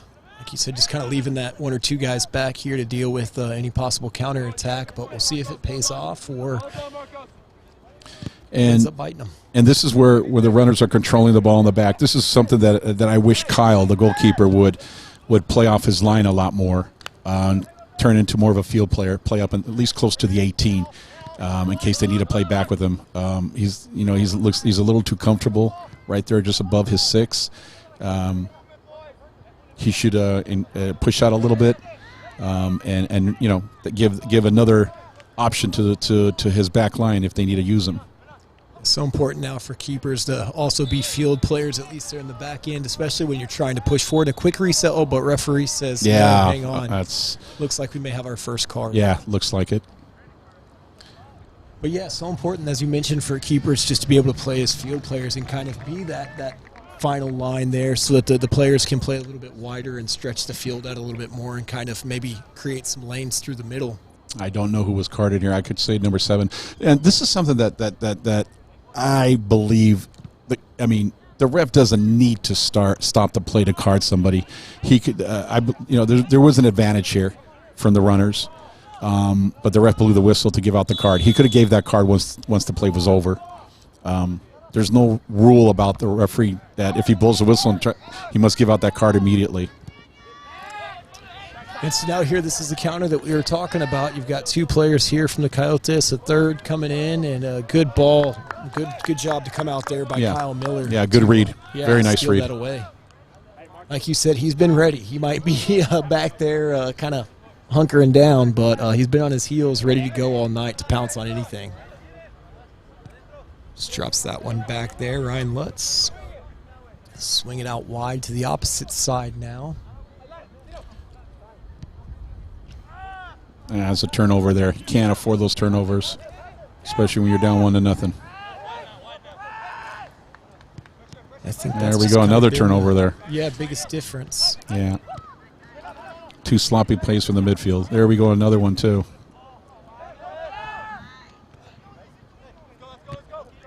Strong challenge there. Kyle going to come out and stop that one. Rolls it out there to his defender. But, yeah, trying to advance from the back line to the mid. That's where you typically are seeing some of the loss of possession here. Yeah. Your mid, they shouldn't be losing balls, especially if you got a ball that you're trying to go from A to B at 10 feet, 15 feet. You should not be losing balls. You should not be turning those balls over. I see, unfortunately, some midfielders are playing that square ball.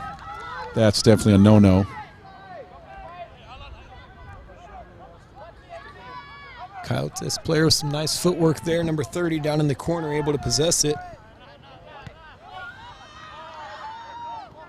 And the runners now looking for a counterattack, trying to see if they've got numbers. Oof. Yeah. Job on the trap. Yeah, Put yeah. forward at the last second. Yeah, Catch very there. nice. And that's all timing, because that could have backfired on the Coyotes. Big time. Yeah, and I mean it's one thing that if you got one defender trying to work the trap by himself, but then when you got to get everybody sequenced at the same time to work that trap together, and that's you can tell this defense plays together, you know, and they that's another thing too. So that's what you want to have on your back line. Yeah, because I think that might have been the first offside call of the night. I think so. Yeah. Dime, like you said, that timing, because there were 3 or 4 of them I think so. holding Yeah. that line. So yeah, that was a great job by the Coyotes defensively. But you know, you can die from the trap. You know, live by the trap, die by the trap. Exactly right. Looks like we're Especially going to have with the another speed. substitution from the runners here. Yeah, and this is number 6, the player for the runners from Nigeria, I believe. And forgive me for not being able to pronounce his name, but we saw him play in a previous match. Maybe I'll have a go at it. Hold on. See if I can. Number 6.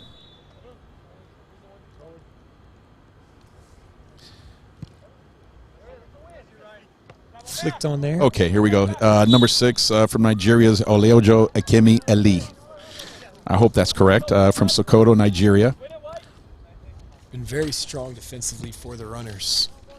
And not even that, but you see his size. So Yeah. it's a threat. You know, we talk about Yeah. those corner kicks and some of those chances where you've been trying to find somebody in the box, but just a great sweeper, able to clean up any of the attacks that get through. So we'll see how he plays here tonight. Yeah, 26 years old, and he's 6'6". So We were talking about him being a San Antonio FC defender, potentially. and there's his first header, about 35 yards out on the attack. So Looking into the box here for the runners. And that one just gets cleared out there by Coyotes. So a good chance here for the runners now with a throw in roughly just outside about where the 18 would be. Oleojo, the Nigerian player we were just talking about, he is also a product from the Nigerian national under-17 team from 2009. Oh, and that one slips through almost all the way, but looks like it must have gone off the runner's player there for a Coyotes throw.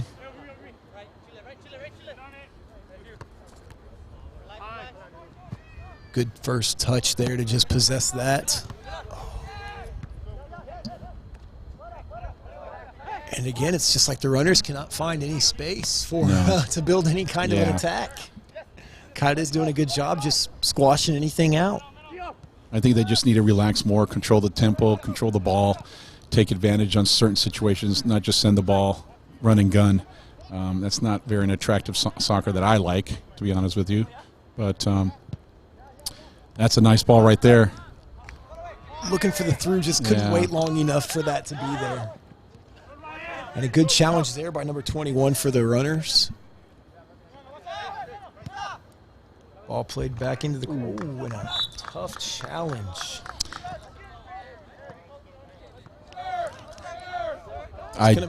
Didn't sound like it was a foul. Looks like somebody had the ball. The Coyotes player had the ball out.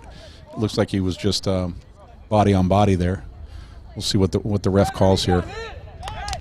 And it's a quick reset there for the runners. They try and quick 1-2. And, you know, this is something smart that Mikey Maldonado, from experience, I mean, immediately start. Everybody else is seeing what the player's injured, take advantage of it. Exactly. So, I mean, the only ref could do is just basically blow it back and say, hey, on my whistle. So I wish more players would be more. Attempt that. Exactly. Smart move.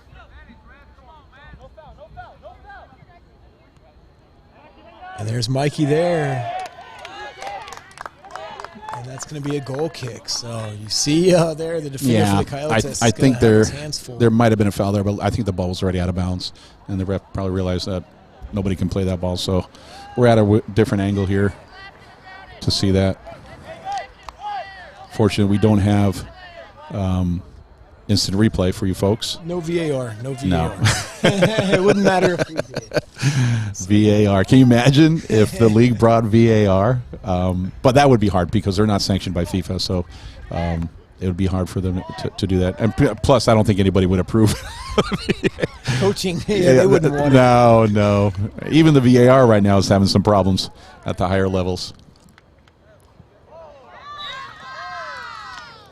They're going to call the runners player on this one for a dangerous challenge, it looks like, on that 50-50 ball.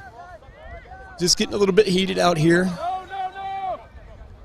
Both teams playing really competitive, and you can just feel kind of another goal coming in. Whether it's going to be the insurance goal or the equalizing goal, I think is the only question for everybody out here. Yeah, I think if Coyotes puts the ball in the net, I think basic blank, they're going to just bunker in a little bit, take advantage of that 2-0 and control the game and control the tempo more and not try to strike on those advantages. But right now, to be honest with you, it could be anybody's game. I mean, it's been an attractive game back and forth. Absolutely, still anybody's game. Ball played in deep to the box there. Headed out by number 6, though, and then possessed here by the runners. Looking to play it up the line, but intercepted out of bounds off the Coyotes player there for a runner's throw. And looks like Coyotes are going to substitute. We have number 8 here for the Coyotes entering the match, Kyle Martins. And leaving the field for the Coyotes is number 14, Julio Nunez. So some great work by Julio Nunez out there this evening. Great job. I believe this is substitution number 4 or 5 for the Coyotes. I don't know exactly, but... Only a couple left, though. Yeah, if it is 4, they're allowed 4 more. If it is 5, they're allowed 3, because you're only allowed 8 substitutions in the league.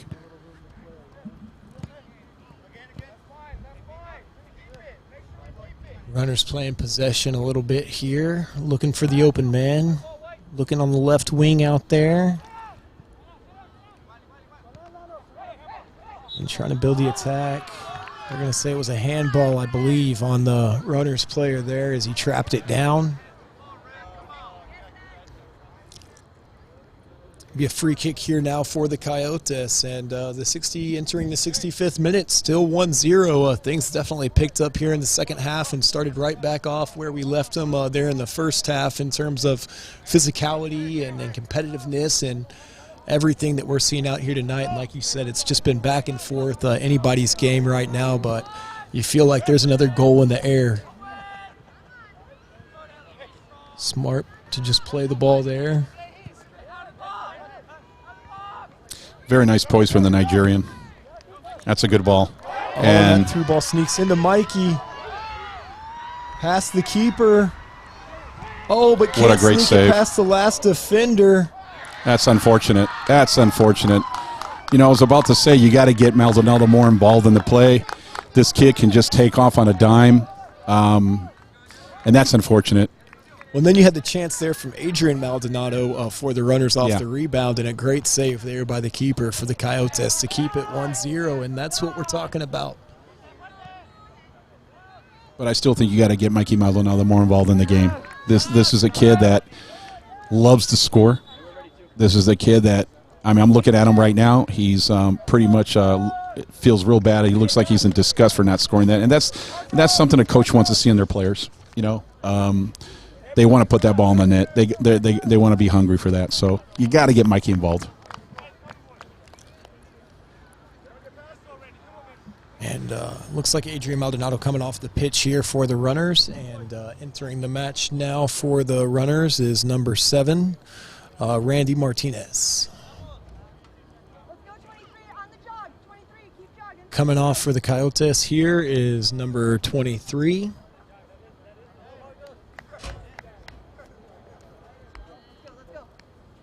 And entering the match is number 28, John Karg.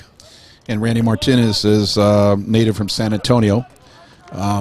He and Mikey Lopez took off to Sweden to show some their talents out there to possibly get a chance to be seen by some coaches and teams out there. And another chance here. Sails just wide for There you the go. Coyotes. I don't know if he got a hand on that. I don't think he did. Doesn't look like he did. But going back to the players that took off to Sweden, which is Mikey Maldonado, along with Randy Martinez. That's just something that Coach Rankin is doing with his players, is giving them an opportunity not only to be seen in this league, but also to be seen somewhere else. Something that we've been doing at Samba FC San Antonio for the last couple of years. Since we've had our team in 2017, we had 2 players that moved on to play at the higher levels. One's playing in the 2nd Division Australia, and another kid went on to play with the Philadelphia Fury for 1 season. Then we had a chance to send 2 players, just like Coach Rankin did. We sent our players to Spain for 3 months to be seen, and another player of ours was going to end up playing in Spain in the 3rd Division, but unfortunately Jonathan Gordino Rexroad, who pulled both his Achilles tendons and was not able to sign. So this is something that we like coaches to do, is give their players an opportunity to be seen and do something like this. It's not just strictly playing at this level, but you never know what could happen. There's a lot of diamonds in the roughs out here. Yeah, and those are just some of the chances, that come from playing here in the UPSL. And like you said, as a coach, that's what you're trying to bring here to your city, that your club is representing in this league and everything. So a hard foul there, offside, though, by San Antonio runners. It's going to be a free kick here for the Coyotes, and things are picking up in the challenges and getting a lot more physical.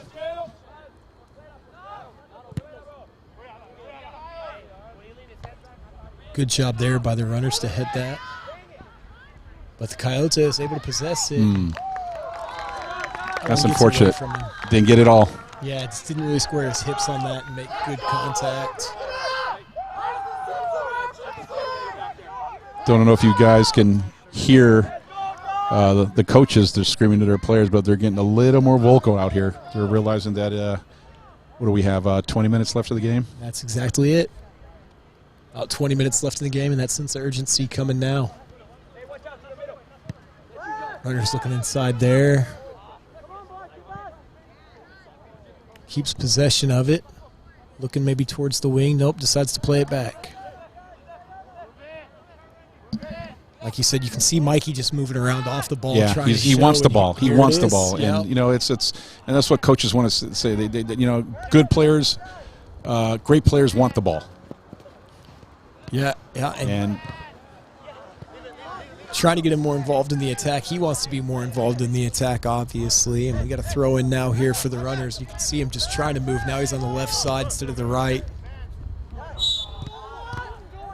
Clipped the back of his ankle on that one, and we're going to have a free kick, it looks like, here for the runners.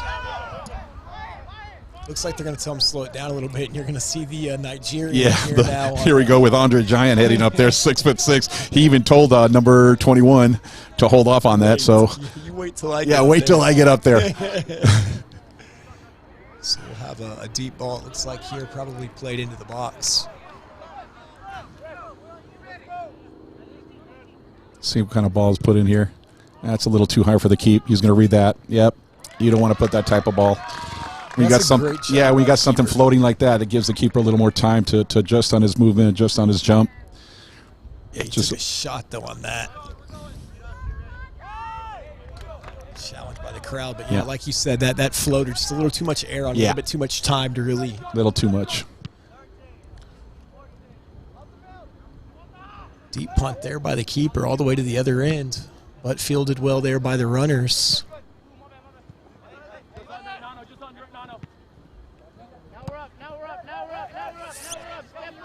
And this is where you really want to kind of try and keep doing your own thing. You see the runners just playing a lot of this back and forth one touch, instead of really just trying to maintain possession and work some of those passing lanes. Poor clearance there. Yeah, that's probably the first poor clearance I've seen in the whole game, seriously. Yeah, first mistake, really, that we've seen so far. Ball out wide, though, and we're back at it again off the Coyotes player there, though, for a runner's throw. And like you said, really the first poor clearance that we've seen all night from the Coyotes, doing a great job for the most part, fielding these balls over the top, dealing with them effectively, clearing them to the sides, not in the middle. And that poor clearance was based on timing. He was in good position. It was just based on timing. Ball played back there to number 7, looking for the cross for the runners.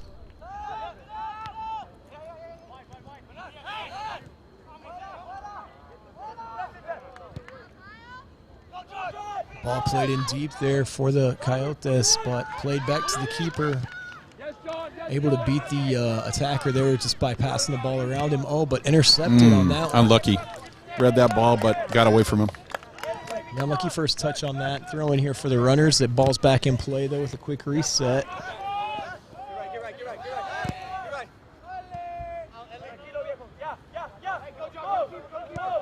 Runners go all the way back again. Kyle hits this one. And a good challenge there by Randy. Nice solid tackle.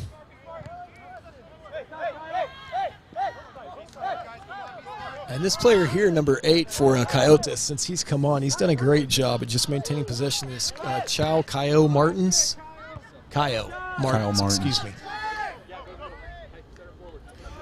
Talk about playing with poise and just ability in tight spaces. He's done a great job since he's come on at just maintaining possession. And it's so important when you play at this level and a higher level to have that poise. Final warning, it looks like, issued here for the Coyotes player. No card. And we've got a deep ball played out wide now here again. Deep ball in there to the corner. And number 18 here for the runners. Goes straight up. Good challenge.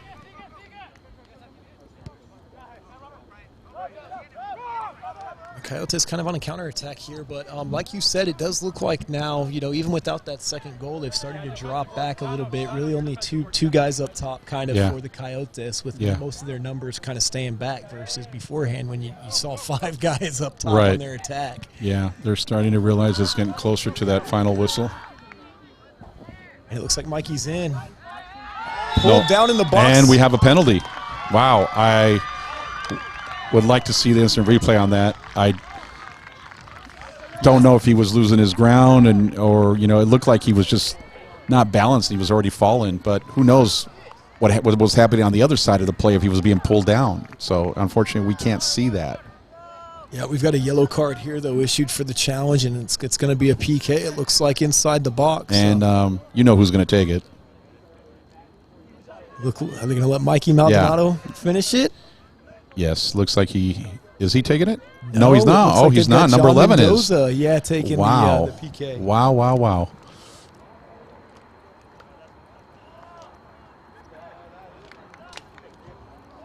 So the FIFA has a new rule, but the league doesn't play under those FIFA rules that I believe now, I think it started in June, that under penalties, if the keeper saves it, he gets a hand on it, there's no more rebounds. Gotcha. Yeah, but I don't think that's all leagues have implemented that. I do know they. Here we go. See what happens here. And sneaks it by him. Gets the goal. John Mendoza there. So we got a new game now. We got a new game. And it looked like the keeper almost got a hand on that one, actually, but just unable to get enough on it. Thought I saw a little bit of a direction change on the ball, but Mendoza able to just slip it past him for the equalizer, and a great goal there for the runners. And you talked about how important it was for them to get Mikey Maldonado involved in the attack. And there you go. That's the player that he didn't score the goal, but it was definitely he was involved in that. Give him the assist in my book. Yeah, even though it won't go down in the books as an assist, but yeah, he was involved. Like I said earlier, you got to get this kid involved. So, and we have a substitution, number 3 from Coyotes coming in. Looks like he's wrapped up. He's got a cast, but they wrapped him up in bubble wrap or something like that. Yeah, Stephen Collins going on for the Coyotes. Forgive me for missing that. And there's another foul here on the runners on the opposite end. I can't tell. It looks like that one's outside the box, but we're going to have another yellow card. Oh, and forgive me, issued to the Coyotes player. It looks like it was given to number 3 who just entered, if I'm not mistaken. No, the card was issued to the... 28. Number 28, okay. Yes, number 28. But, yeah, I didn't see the actual foul that took place there. It looks like the free kick is going to the runners, though. Forgive me. Free kick for the runners. Yeah, number 3 who just entered is definitely letting his feelings known. So that's why I thought he was the one that was given the foul to, or the card. Not sure if he's the captain just speaking to the referee. Yeah. But yeah, you could hear the input from the crowd on that one. Didn't necessarily agree with that Yeah, call. they definitely let everybody know how they felt about the call. We've got a free kick here for the Runners nonetheless in the 78th minute almost here. Score currently tied 1-1. We had the first goal for Coyotes, if you missed it, in the first half, about halfway through. It's been 1-0 ever since, and then we just had the equalizer here from number 11, John Mendoza, for the Runners on a PK. Things getting a little bit more tense, and a good through ball there by the Runners to number 7. Ball played across. And a finish there by John Mendoza again gets fielded by the defender, and a volley by Mikey There we go. Maldonado. Mikey Maldonado. Scores the side volley. That could be banger of the week again here for the Runners. Mikey Maldonado with the goal on the one-touch volley off the rebound. And the Runners now have the lead 2-1 in the 78th minute. Like I said, you got to get this kid involved. This kid wants the ball. This kid wants to win. And that was a beautiful shot. Nice volley. Good timing. Timing couldn't have been better for No, it here it for the couldn't been Runners better. either. The Let's timing see on what- the finish and the timing in the match. Yeah, let's see what happens here now with Coyotes now. Let's see if the Runners bunker in a little bit.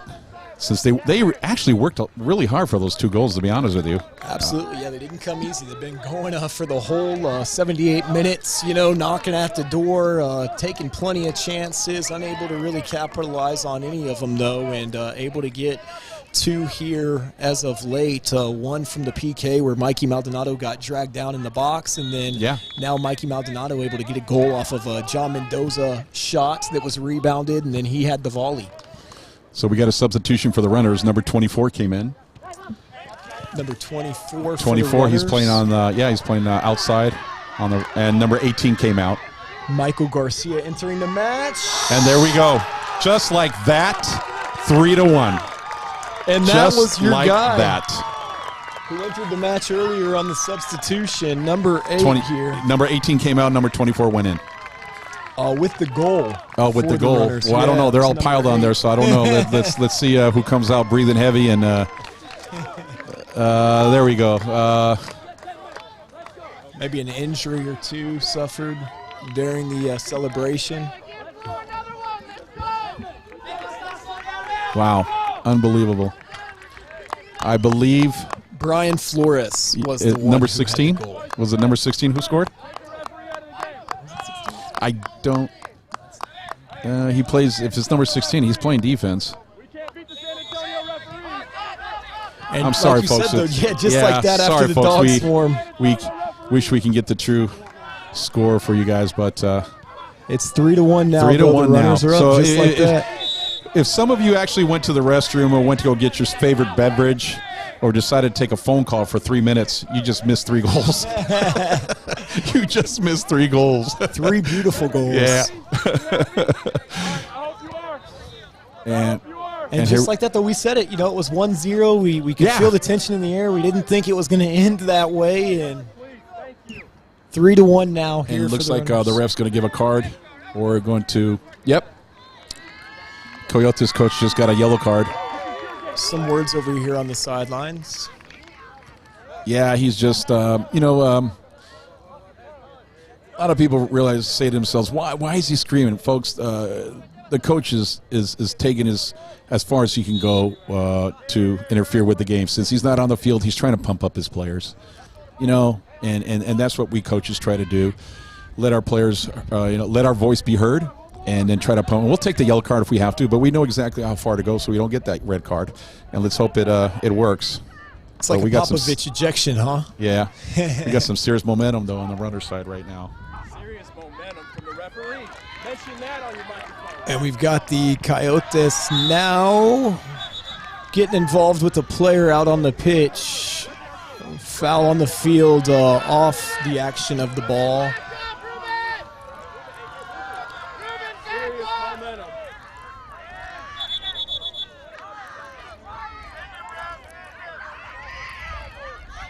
Stoppage of play here for a few moments while the referee regains the composure.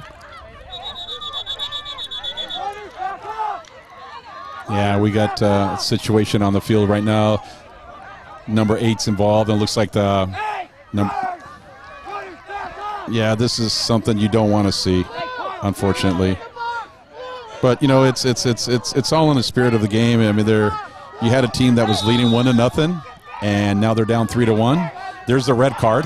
Yeah, it looks like a contact with the referee. Yeah, red card given out to looked like he was. I could be number 11, but we'll get you. Yeah, card given out to number 11 for the Coyotes. Red card. That's Dirk Gerhardt with the red card here, ejected from the match. Referee still just kind of trying to sort out all the other players.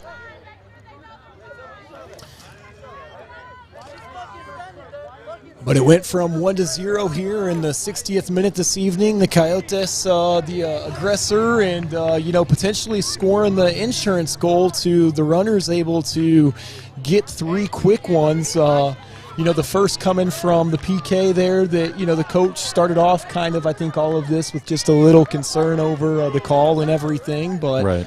That was the one goal, and then the Runners were able to score 2 more after that to make the score now 3-1.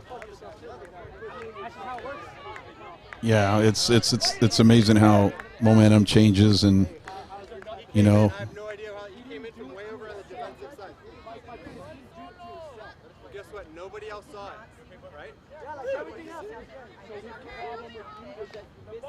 So we're just waiting to restart play here. I don't know. The referee's talking to the Coyotes coach about a player coming in and nobody else saw it. So I don't know. It's No idea how it happened. Yeah, I think there was some blood on one of the players. yeah. It here. looked like he was bleeding, right, from the Yeah, right side. yeah, Oh, there you go. Yeah, he's cut on washing his it off. So face. I think he was not supposed to enter with the blood. I think that's what it was. So, Gotcha. but who knows? We'll see. Okay. So we're going to resume play here shortly, I would imagine. The referees just making sure they're notating everything that's going on as far as players and coaches. And we should have a reset here shortly, just trying to get some medical attention here for one of the players. Yeah, unfortunately, the player that is bleeding, he got red carded. So I don't think he can go back in. I mean,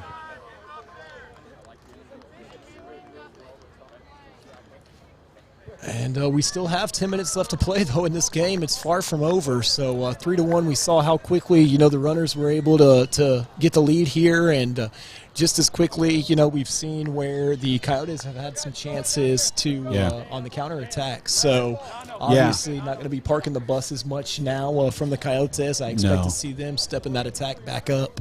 yeah, and it's this frustration. The attitudes are happening, unfortunately, for the Coyotes side, that they realize they let this game slip away. And now with what's happening here with the red card and situation, the Runners are going to capitalize on this, and they're going to feed off of this. So, And there's the throw in here for the Coyotes. Runners able to win it back. Referee probably going to call it pretty tight from here on out, I would imagine, on these challenges. yeah, I think so. Ball played into the middle there, number 14 here for the Runners. Back out wide to number 7 there, Randy. And this is smart from the Runners. Basically just control the tempo, control the pass. Yeah, also playing with the man up now, so you Yeah. should have the space to do it. And we have a cross. No, he keeps it. There it is at the top. He leaves it. Shot there. Blocked by the defender and fielded there by the keeper for the Coyotes. So currently the score is 3-1 here for the Runners. We got probably about 4 minutes, with extra time left to play. I imagine there will be a little bit of that just because of the cards and stuff like that occurred earlier. But back underway here at the UTSA Athletic Complex. Looks like it's going to be a throw-in here for the Runners. Wow. Number 8 he's going to get a card right now. He pushed the referee. It's the second time. Don't touch our player then. Hey, that makes common sense, right? Don't touch our player. Common sense, no? You don't touch our player and don't expect to get it back, all right? Give us a yellow because you touched our player. Come on. Throw in here for the runners. And intercepted there by the Coyotes. It's 2-on-2, but a good tackle there from number 7.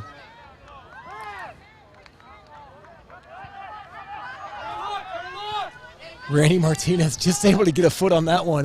Didn't get beat in a one-on-one situation there that could have been very dangerous very quickly. So good job there just to hit that one out of bounds. A lot of drama, a lot of aggravation. Man, I miss being out there. The beauty. The beauty of it. Looks like we have a player from the Coyotes just dropped. He was hopping. He just dropped right next to the linesman, I believe. So it looks like we might have another injury here, unfortunately. Yeah, so should be some extra time here. Added on.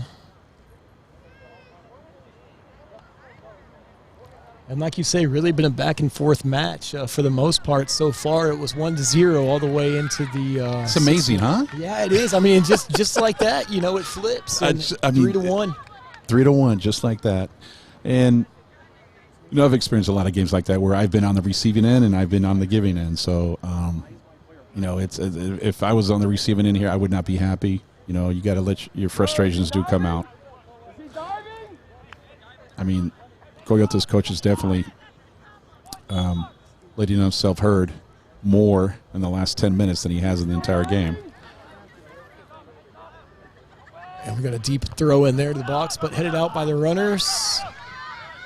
And we've got like a 3-on-3 situation here on the opposite end, but just played up. Intercepted there. And the Coyotes trying to play the ball out wide here, looking for space. With the overlap. Yep, nice overlap there by number 12. And there's another overlap. Back at him. Drops it back there to number 6, who's looking for an open man. And that one rolls in front of him, gets away a little bit to the other side. And stolen there by the runners. As they flip it back down now the other way. Ricky able to keep it in bounds. He's got 24 streaking down now here on the opposite side. Mikey there trying to scoop the defender, unable to get it over him though. And stolen there by the Coyotes. And now it's 2-on-3 heading the other direction, but have to wait for his attackers to build up. Smart there.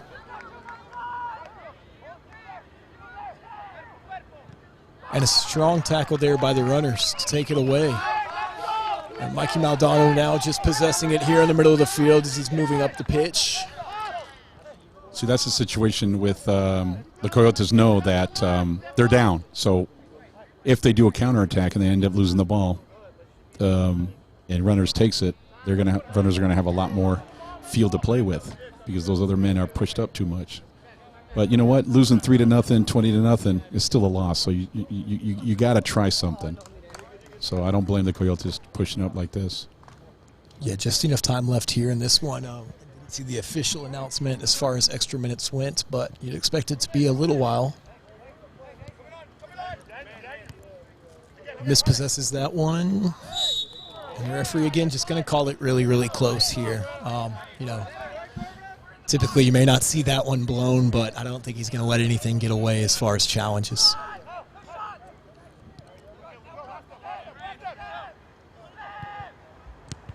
Ball played out wide there. Intercepted by the runners, though. Some nice passing there to get it out of the back. And the Coyotes just having to clear that one away, and the runners will take that. Up 3-1. Hey, right here, hey!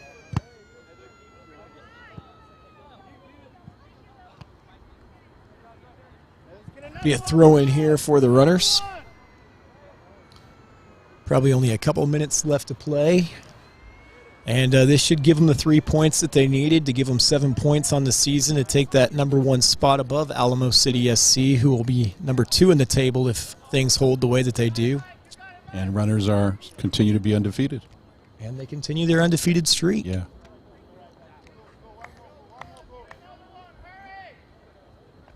So a great game out here tonight, John. You said it at the beginning of the match. Really, I mean, you know what they say. You go to a hockey game and you see a boxing match, and you go to a soccer game. I was hoping not to see a boxing match come out, but a lot of drama tonight. A good tempo from both teams.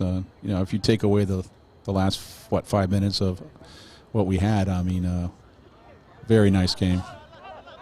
Yeah, very great back and forth, and that's what we talk about with this team just turning into one of the rivals here in this conference very quickly with the San Antonio teams. Yeah.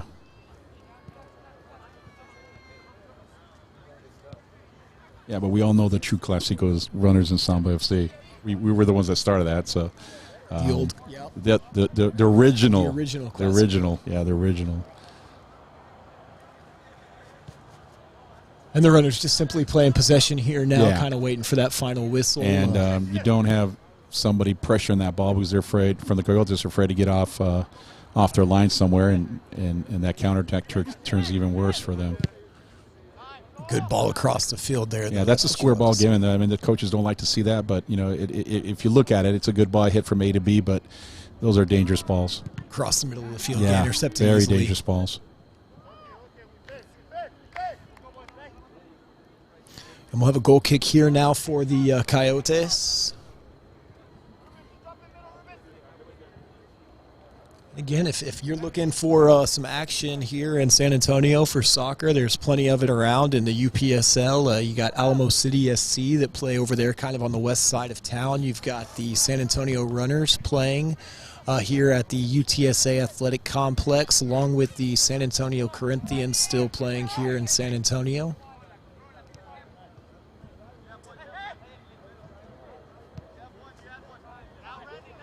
Come on out to a match. You have the Runners games out here at UTSA Athletic Complex, or, the weather's cooling off. It's nice out here. They've got the fields for the kids to run around on. And, dangerous play there. Almost able to sneak that one away and get a second goal there for Brian Flores. It's I believe he was the third goal scorer for San Antonio FC. The beginning we were making a comment, and there we go, 90 minutes are up. We were making a comment that the referee was calling a good game. He was calling a tight game, but I think when you call it a tight game like that, you have to continue it, and you have to bring out the cards. And I truly believe there were some calls from some plays from the Runners that should have been carded, and back and forth. And but if you're going to keep it tight, then you definitely have to keep it tight. And if it goes beyond that, then bring out the cards. So. Yeah, you saw some verbal warnings there, kind of like you say, you did get away from calling it tight there a little bit towards the end of the first half, where it got more into a verbal warning thing, and then things got a little bit out of hand there. But getting to the play on the field, like you said, it was some great action back and forth. You really saw both teams. The Runners, really, when you talk about the stat sheet there from the first half, really the more advantageous team, but unable to capitalize with it. We're down 1-0 for most of the game. Right. And it wasn't until that PK after Mikey Maldonado got pulled down that they were able to get the equalizer, that it really just created that spark. How important is that sometimes just as a team to if you can get that equalizer, it makes things easier. Yeah, I don't think if you got the PK called, I don't think that was a bad call from the ref. Unfortunately, something that shouldn't have happened in the box from the defense. It's the risk. It is the risk. But then some questionable stuff that happened in the second half. But you know what? Teams have to learn how to adjust to that. I mean, you're at a level that you need to learn how to adjust to that. And it's so easy to say that the referees this and that. I mean, they have a hard time as it is. I mean, I've been on both ends. If I would have been the Coyotes coach tonight, I probably would have went berserk as well. But you just have to understand that you have to keep it mental, and it's hard. It's so easy to say that. It's hard. It really is hard. So, but overall, it was a good game, good momentum. The Runners did what they had to do. They didn't want to lose at home. They wanted to keep the unbeaten streak going. I felt that if the Runners would have capitalized on some of those chances they had in the first half, this game could have easily been over. Mm-hmm. I mean, if you look, a lot over. I mean, if you look at the stat situation, first half there was only 2 shots on goal from Coyotes compared to 8 for the Runners, and then 6 corner kicks for Runners, and they didn't capitalize on that.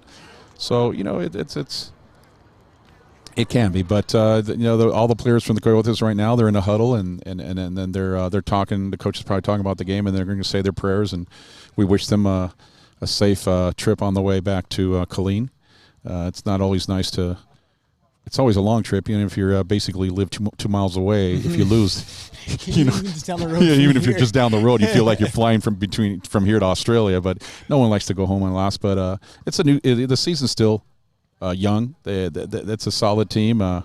So hopefully they'll pick up their heads and grab the next 3 points their next game. Absolutely going to be a tough team to match up against here for the UPSL Central Conference Heart Division. So we expect to see some more tough competition from them. And a great win, though, like you said, by the runners. It's always nicer to leave a match like this with the 3 points. The muscles don't hurt as much as what they do when you're going home without them. So Right.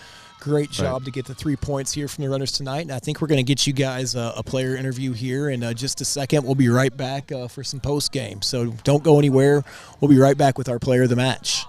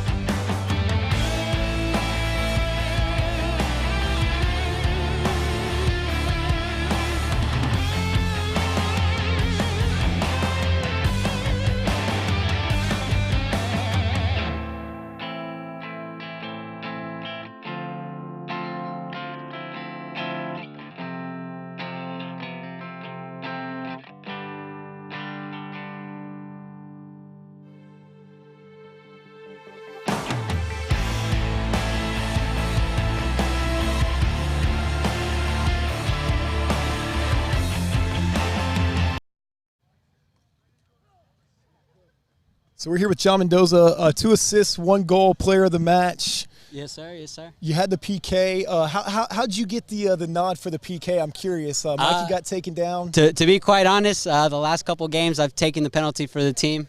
Mikey pretty much has the confidence in me, so hey, they give it to me. I'll take it any day of the week. Goal's a goal for me. Hey, stepping up though, like a boss, taking Yes, the sir. PK. Yes, sir. Good placement on that to put it past him, get the equalizer. Also the 2 assists though. Tell us about the second one. What exactly happened on that? Honestly, the play was going pretty quick. I know that they were coming out with some fire just because we just got one on them, so we had to catch them real quick. I saw everybody stepped up real high. Heard Brian calling for me in the back end, so just put it in the space and let him run. He's a pretty quick kid, so let him go for it. Why not?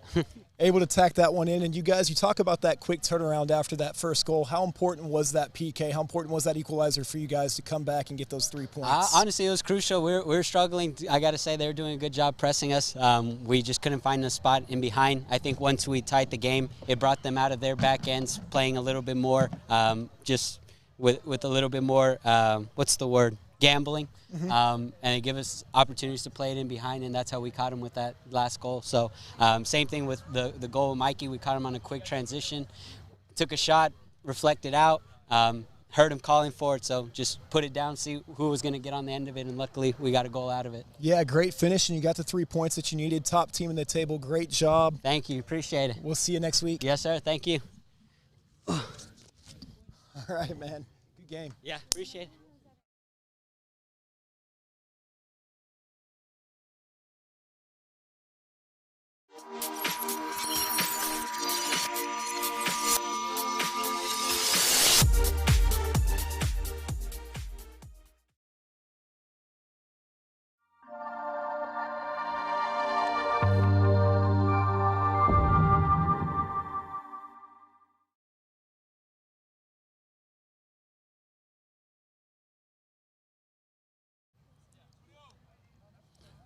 Are we set?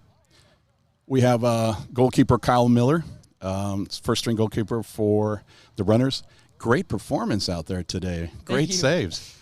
Thank you. Yeah, we played good. We were moving around a lot in the back, which I liked. We were using me as an option. We were getting the width out. And that's something that we've been struggling with, is creating depth. And that I really saw that improve, especially as the game went on today. Well, you've matured a lot. I remember we played you guys when you played the first season with UPSL, my team Samba FC. We played you guys, and you've matured a lot. I've noticed your game, and that's a position I played for 7 years in the pro level. So I really like what I saw out there from you. You become a lot more confident in your game, a lot more communicating with your back line, and playing at this level compared to playing with Bernie Champions, since you're a junior over there, it's definitely going to help your game. And so we were very, very impressed with your game tonight. Are you going to continue with the Runners throughout the season, or are you their first string goalkeeper? Yeah, so I'm actually their first string goalkeeper for the U.S. Open Cup. We go into the second round, I believe October 20th, so in a couple weekends, and I'm the keeper for that. And they're also looking to kind of develop me and get me out there in the community, the Runners, and so this is just a great opportunity for me, and I'd like to stick with it. Well, U.S. Open Cup is a great opportunity for you. That's Yes, something. sir. Are you planning to go to college somewhere or play college ball? Yeah, I'm looking to. Any thoughts of where you want to go? Mason's got a few connections. We're looking to see if we can use those and get me into a nice school. So. Well, good. You got a good head on your shoulders, staying humble. That's what I like to see. We coaches love that. Continue your success with the Runners, and looking forward to seeing you play again. Awesome. Thank you. All right. Thank you. You want me to wrap it up? I'll have Scott wrap it up. Okay, yeah. He's the voice. You're good, man. Yeah, you're good. Okay. You're good. You can. Thank you. Good game.